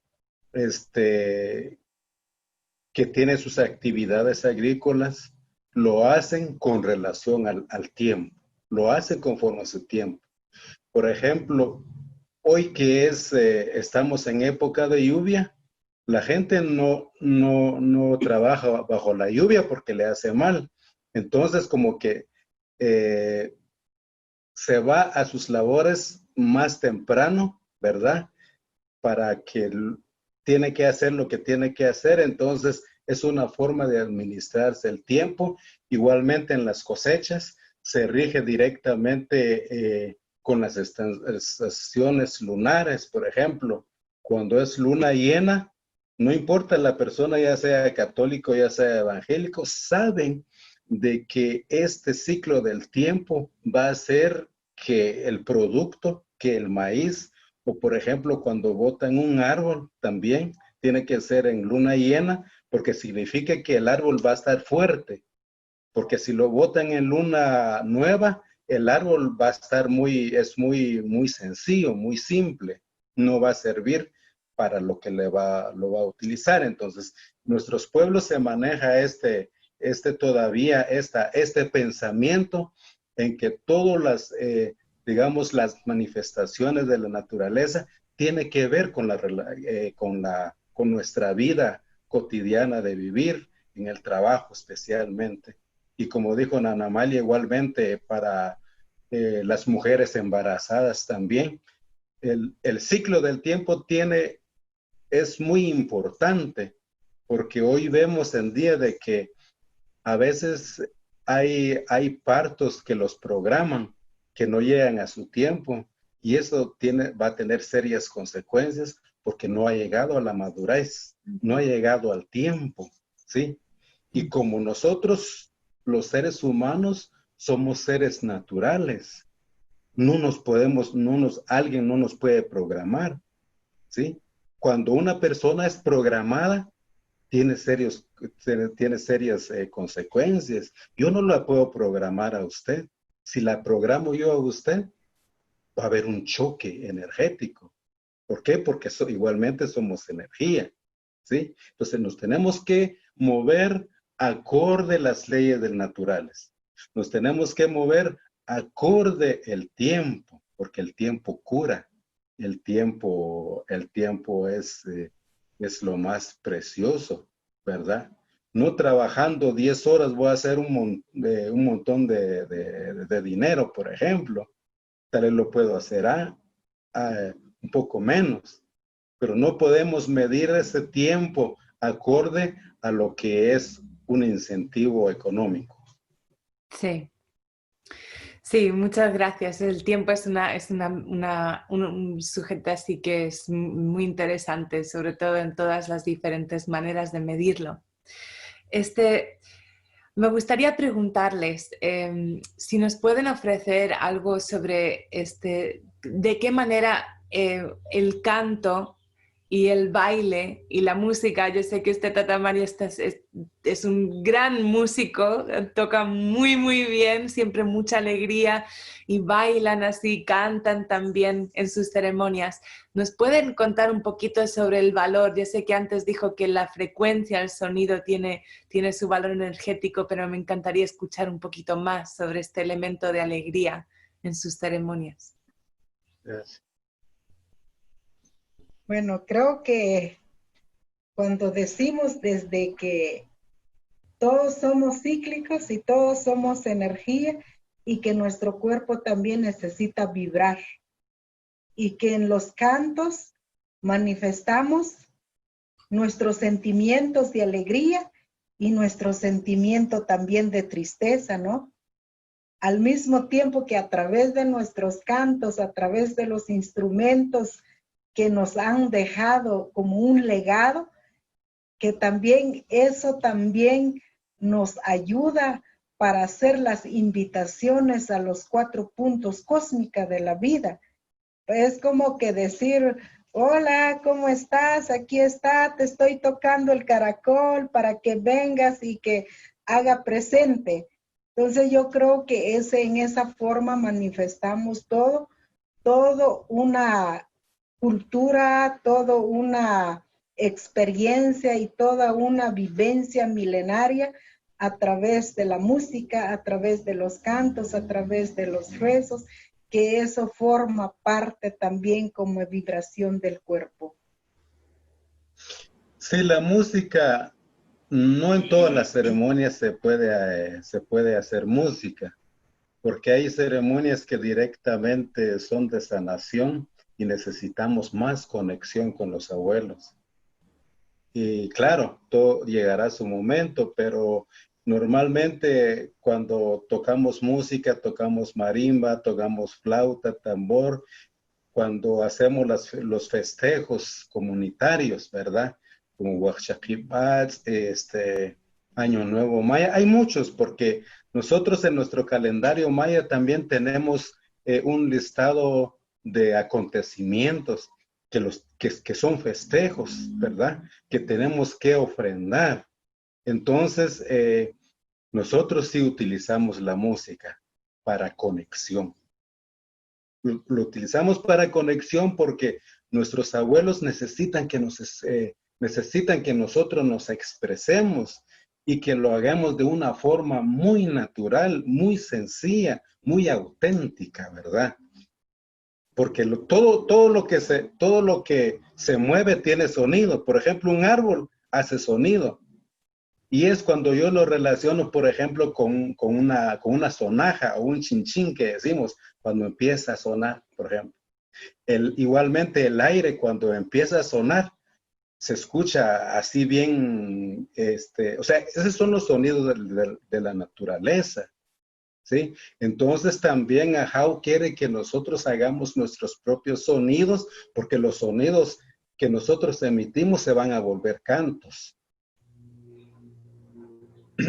De esa forma ha venido, por ejemplo, ha venido ciertos instrumentos que ha venido de generación en generación. Por ejemplo, un tambor está hecho o está fabricado de pura madera y cuero.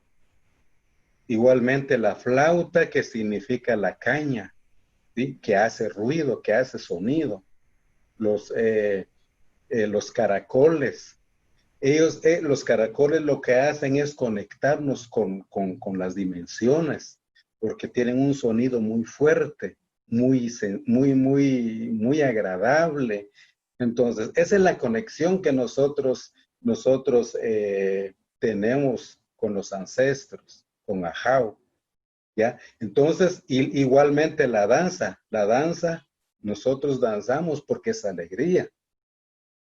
Significa de que nosotros tenemos que expresar nuestra alegría también, ¿verdad? Ante los abuelos, porque ellos también danzan. En el fuego ellos están danzando, ellos siempre están danzando. Entonces, esa es la relación que tenemos que tener de comunicación con los abuelos. Además, la danza, por ejemplo, es el movimiento de nuestro propio cuerpo. Es el movimiento de la sangre, movimiento de los huesos, movimiento de todo este cuerpo, ¿verdad? Que al final de cuentas es sanación también. Porque ¿qué pasa cuando un cuerpo no tiene movimiento? Se enferma. Es igual como el río. El río es como una serpiente, ¿sí? El río estancado va a tener bacterias. Un cuerpo también estancado va a tener bacterias. Entonces, el movimiento es muy importante para la vida del ser humano y en lo espiritual, pues, que es la conexión, la comunicación con nuestros abuelos, con nuestros ancestros.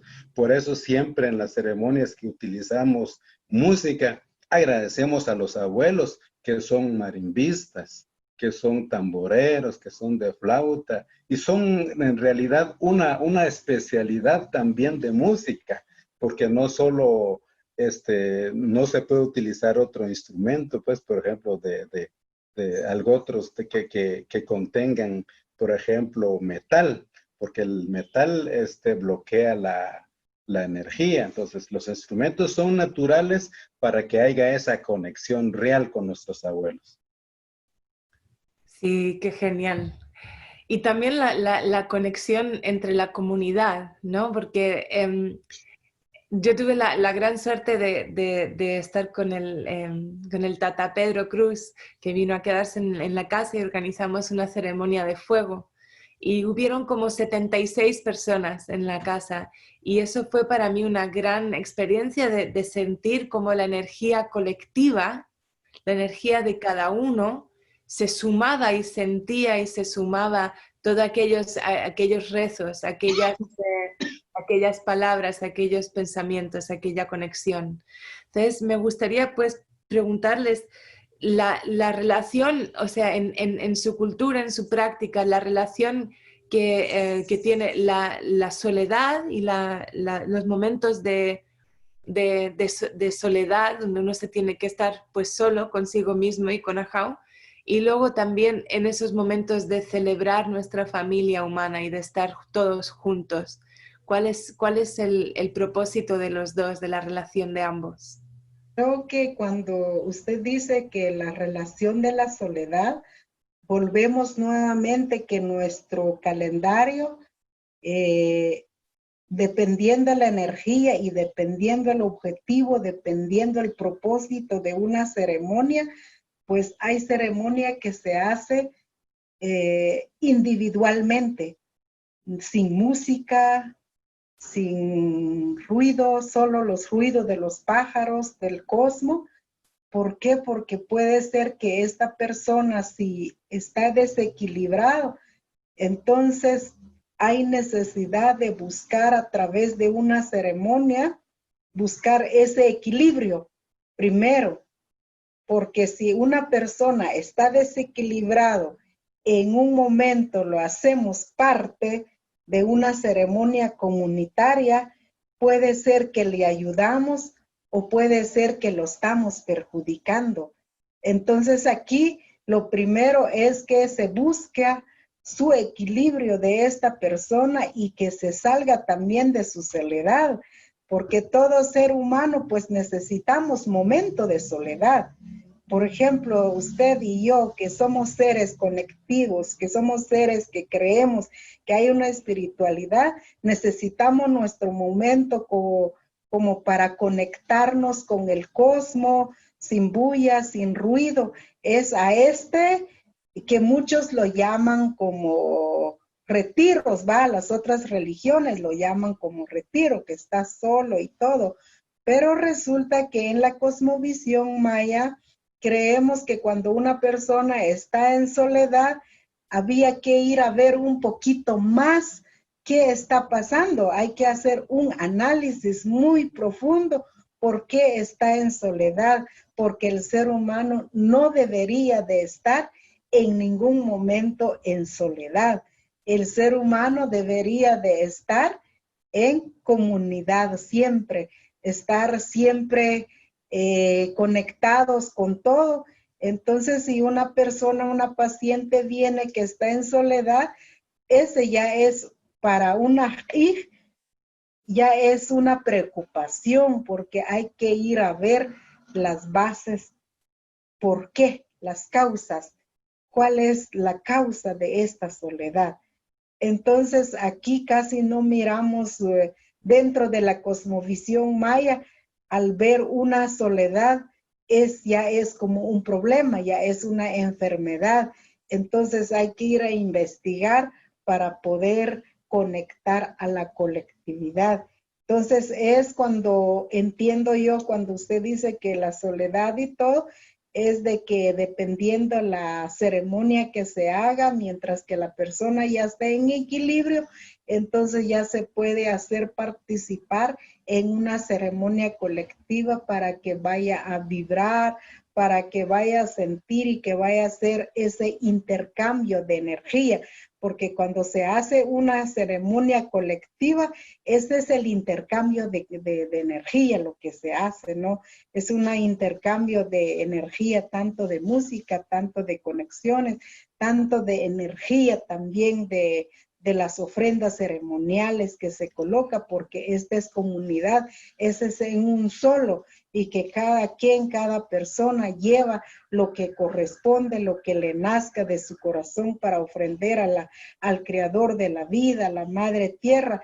Entonces se hace esa conexión colectiva, pero hay necesidad de salir de la soledad para poder compartir colectivamente, porque si te encierras en una soledad, es difícil que encuentres alegría colectiva, porque tu tristeza o tu angustia, tu preocupación no te va a permitir para convivir en armonía. Entonces es momento de buscar primero el equilibrio para poder convivir y conectar con buenas energías a las demás personas. En este momento hay mucha pues turbulencia, muchos conflictos, mucha confusión. Me gustaría preguntarles desde vuestra perspectiva, ¿cómo ven que podemos realizar más unión y más paz y más armonía? Oh, disculpa. ¿Cómo podría ser que podemos realizar más unión entre la familia humana para poder celebrar la vida y para poder estar juntos de buena manera y resolver estos conflictos que se nos dan? Yo creo que en este sentido la vida está buscando su curso por todo el desorden que tenemos. Por ejemplo, las situaciones, los acontecimientos, es por la falta de respeto, es por el uso y abuso de todos los, de toda la madre naturaleza. Entonces llega un punto en que esto colapsa. Yo creo que el trabajo que están haciendo ustedes, por ejemplo, en este caso, de estar compartiendo, divulgando, haciendo conciencia. Aquí lo que nos puede salvar es la conciencia, que la gente tenga conciencia. Porque a pesar de que las dificultades que estamos afrontando, la gente como que no se quiere desconectar de su mundo. Lo tiene muy apegado. Las personas todavía quieren ganar bien como que no fuera en tiempo de pandemia, por ejemplo, ¿verdad? La gente igual quiere hacer lo mismo viendo que hay una pandemia, por ejemplo, ¿verdad? O sea, hay gente que dicen que la pandemia es cierto, otros dicen que no es cierto, pero han habido muchas dificultades. Por ejemplo, aquí en Guatemala tenemos muchas restricciones. Sí estamos siendo afectados de esta situación.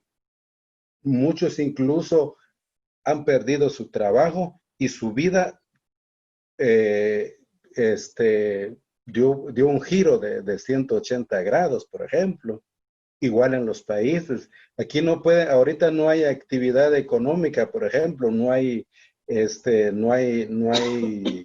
servicio de aviones o todo ese comercio que normalmente estaba. Entonces, imagínense lo que está sucediendo con esas personas, con toda esta gente, ¿verdad? Entonces, y todavía sí no se desconectan. Entonces, yo pienso que si solamente la conciencia humana va a hacer que toda esta situación cambie.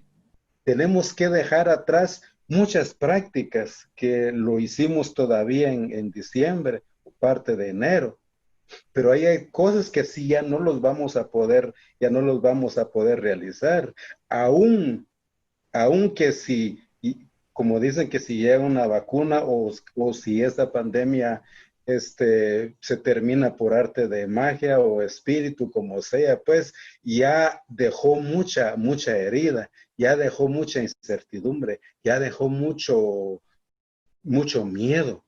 La gente ahorita lo que tiene es mucho miedo para salir, ¿verdad? Los que tienen miedo.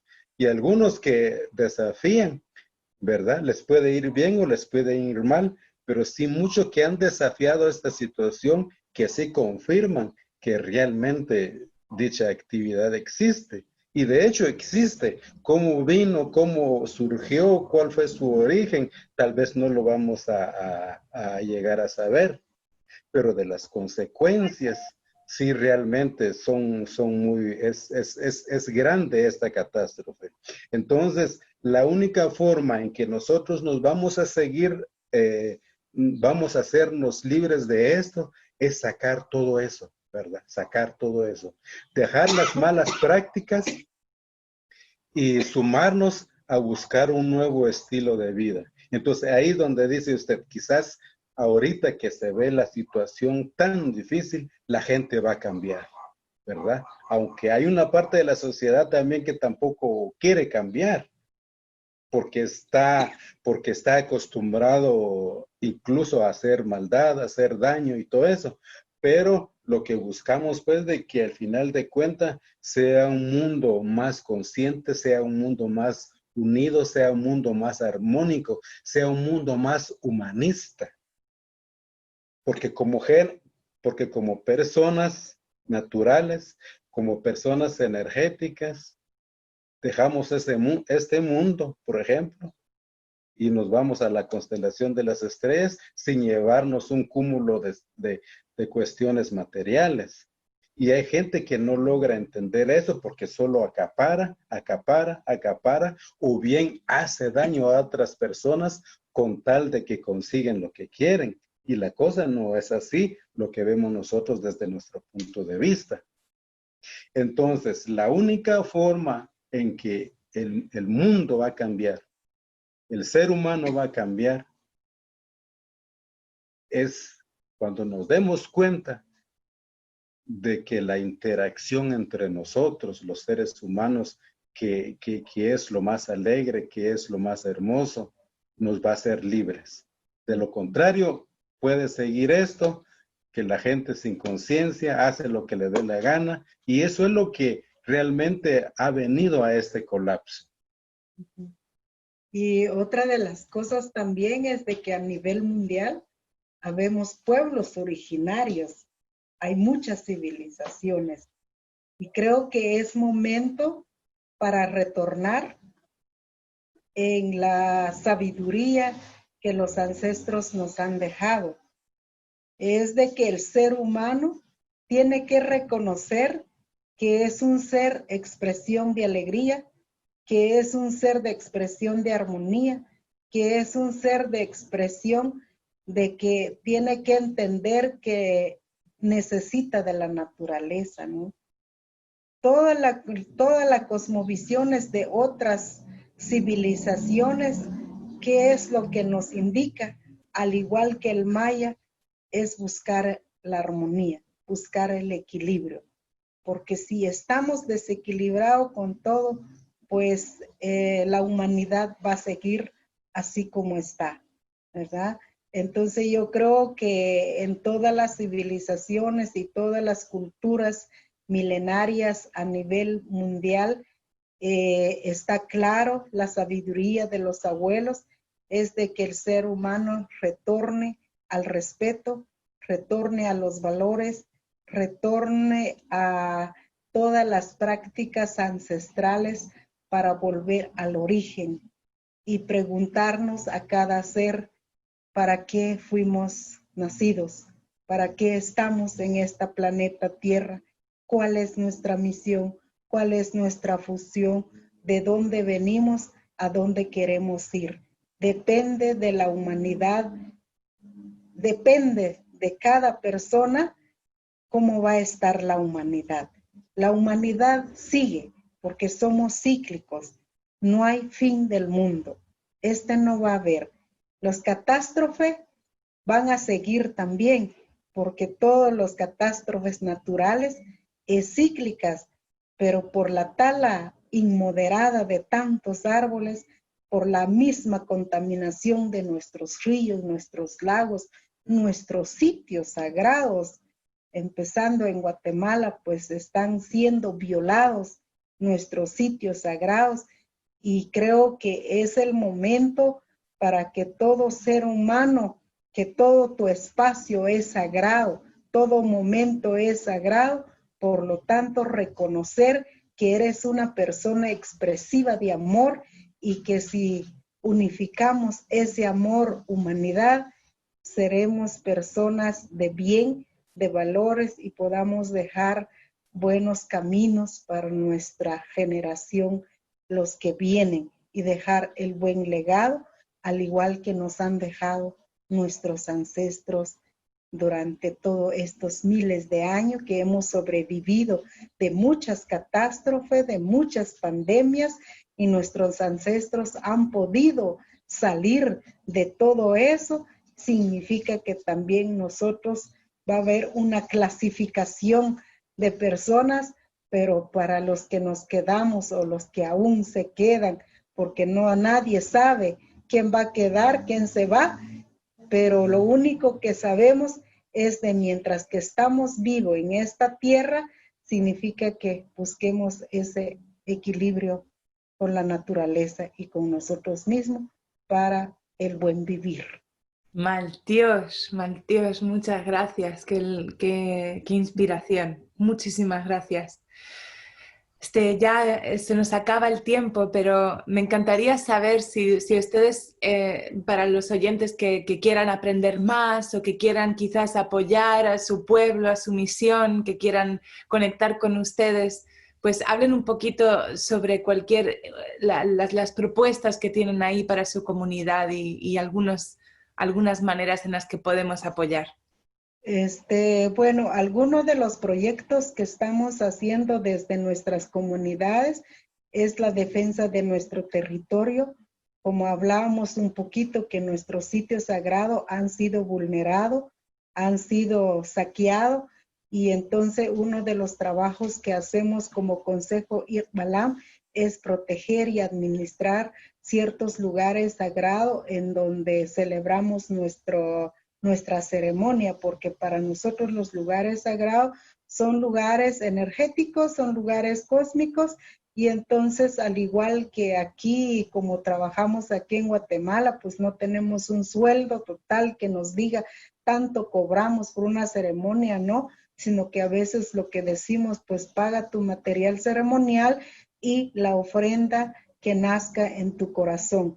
Al igualmente, si hay alguien que nos puede colaborar y todo, es para buscar forma como para circular a unos sitios sagrados. En especial, pues lo tenemos un sitio que es Junimosh, que queda allá por Pasacap, en San Marcos, La Laguna, casi cerca del lago.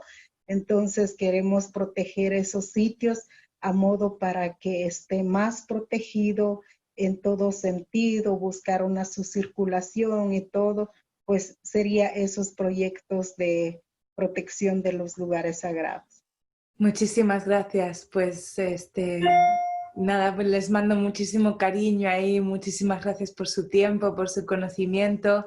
Qué bueno poder compartir con los oyentes, con los participantes este tesoro, que sois unos tesoros. Muchísimas gracias, de verdad, de todo corazón. Gracias, Gracias, Una. de corazón. Muchas bendiciones y que todo salga bien. Eso. All right, you guys, thank you. Wow, that was so incredible. If you want to learn more, just go to aniwa.co. You can go to the boafoundation.org as well. You'll see the links underneath. Keep watching for more incredible talks here at the Harmonic Convergence.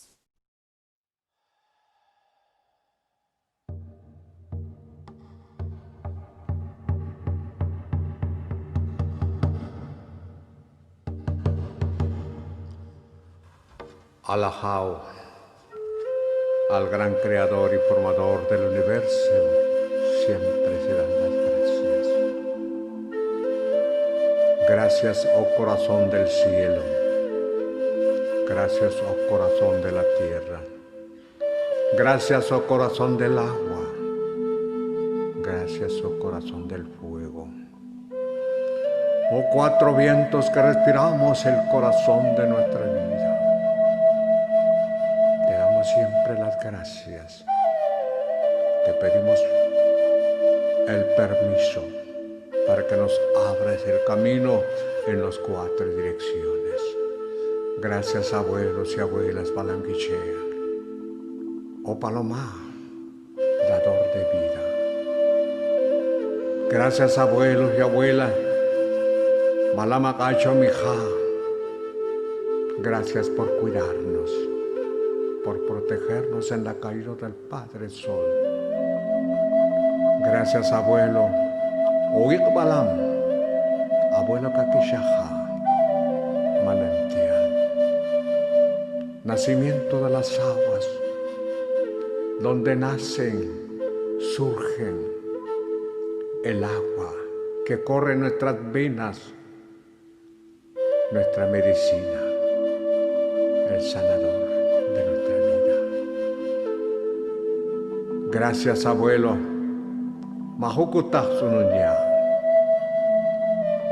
Postrados en el ocaso del viento, donde recibimos el alimento sagrado de toda la producción que nos da la Madre Tierra. Gracias por darnos todo lo necesario, el alimento sagrado.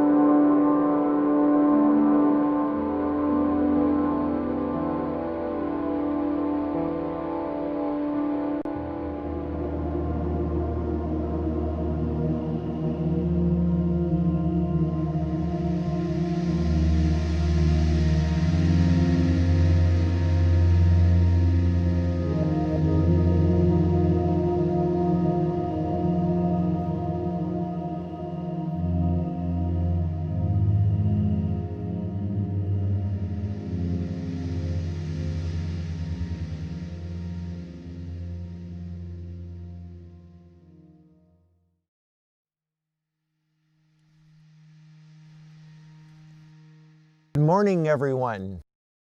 This is Mark Sims, Harmonic Convergence 2020. We are at the day 10, the final day of Harmonic Convergence, the first of the Harmonic Convergence 20 event. In Pacific, 3:05 in the morning, and this is an hour before the moment in which a conjunction will happen between the moon and Uranus. A conjunction is an alignment in which perspective on the planet, two astral bodies, and another time Uranus, proximity to one another. Earlier this evening here in Ojai, I explained the importance of this. In Greek mythology, then Roman, the Greek and Roman god came to earth, to God, fell in love with her. And as he had many children, known as the Titans. The oldest of the Titans, Kronos, grew up, and because he was his father, at least that's what his father put deep inside the belly of Gaia herself.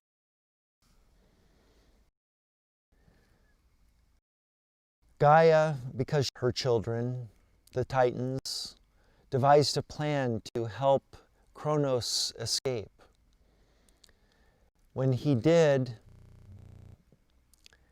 he was so upset with her, he fashioned out of stone, and when happened by,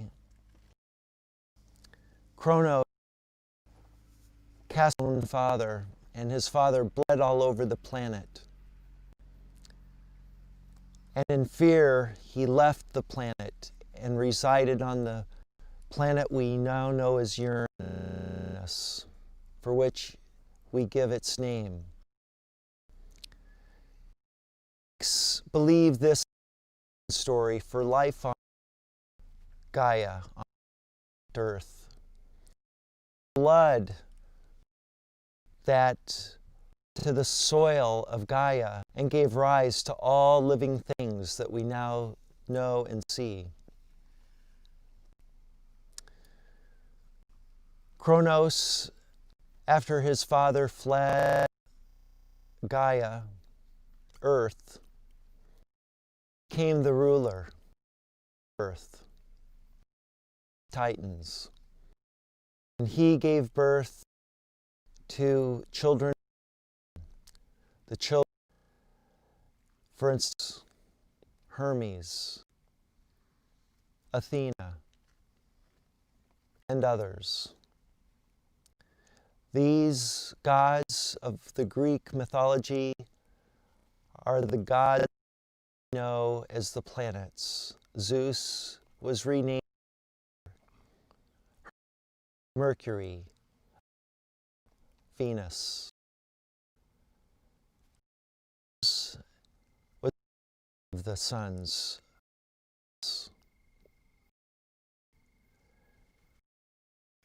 The point of the story, Mars was given the name of the warrior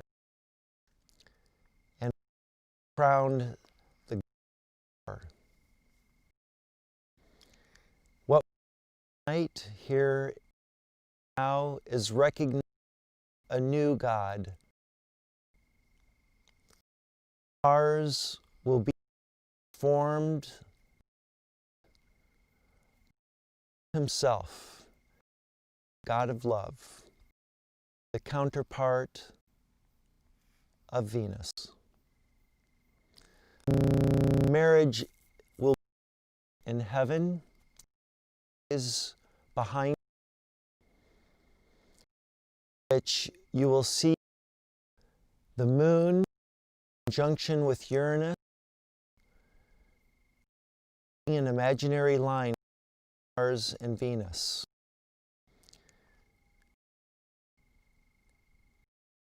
Uranus will give of his two symbols, the only planet in astrology to have two symbols.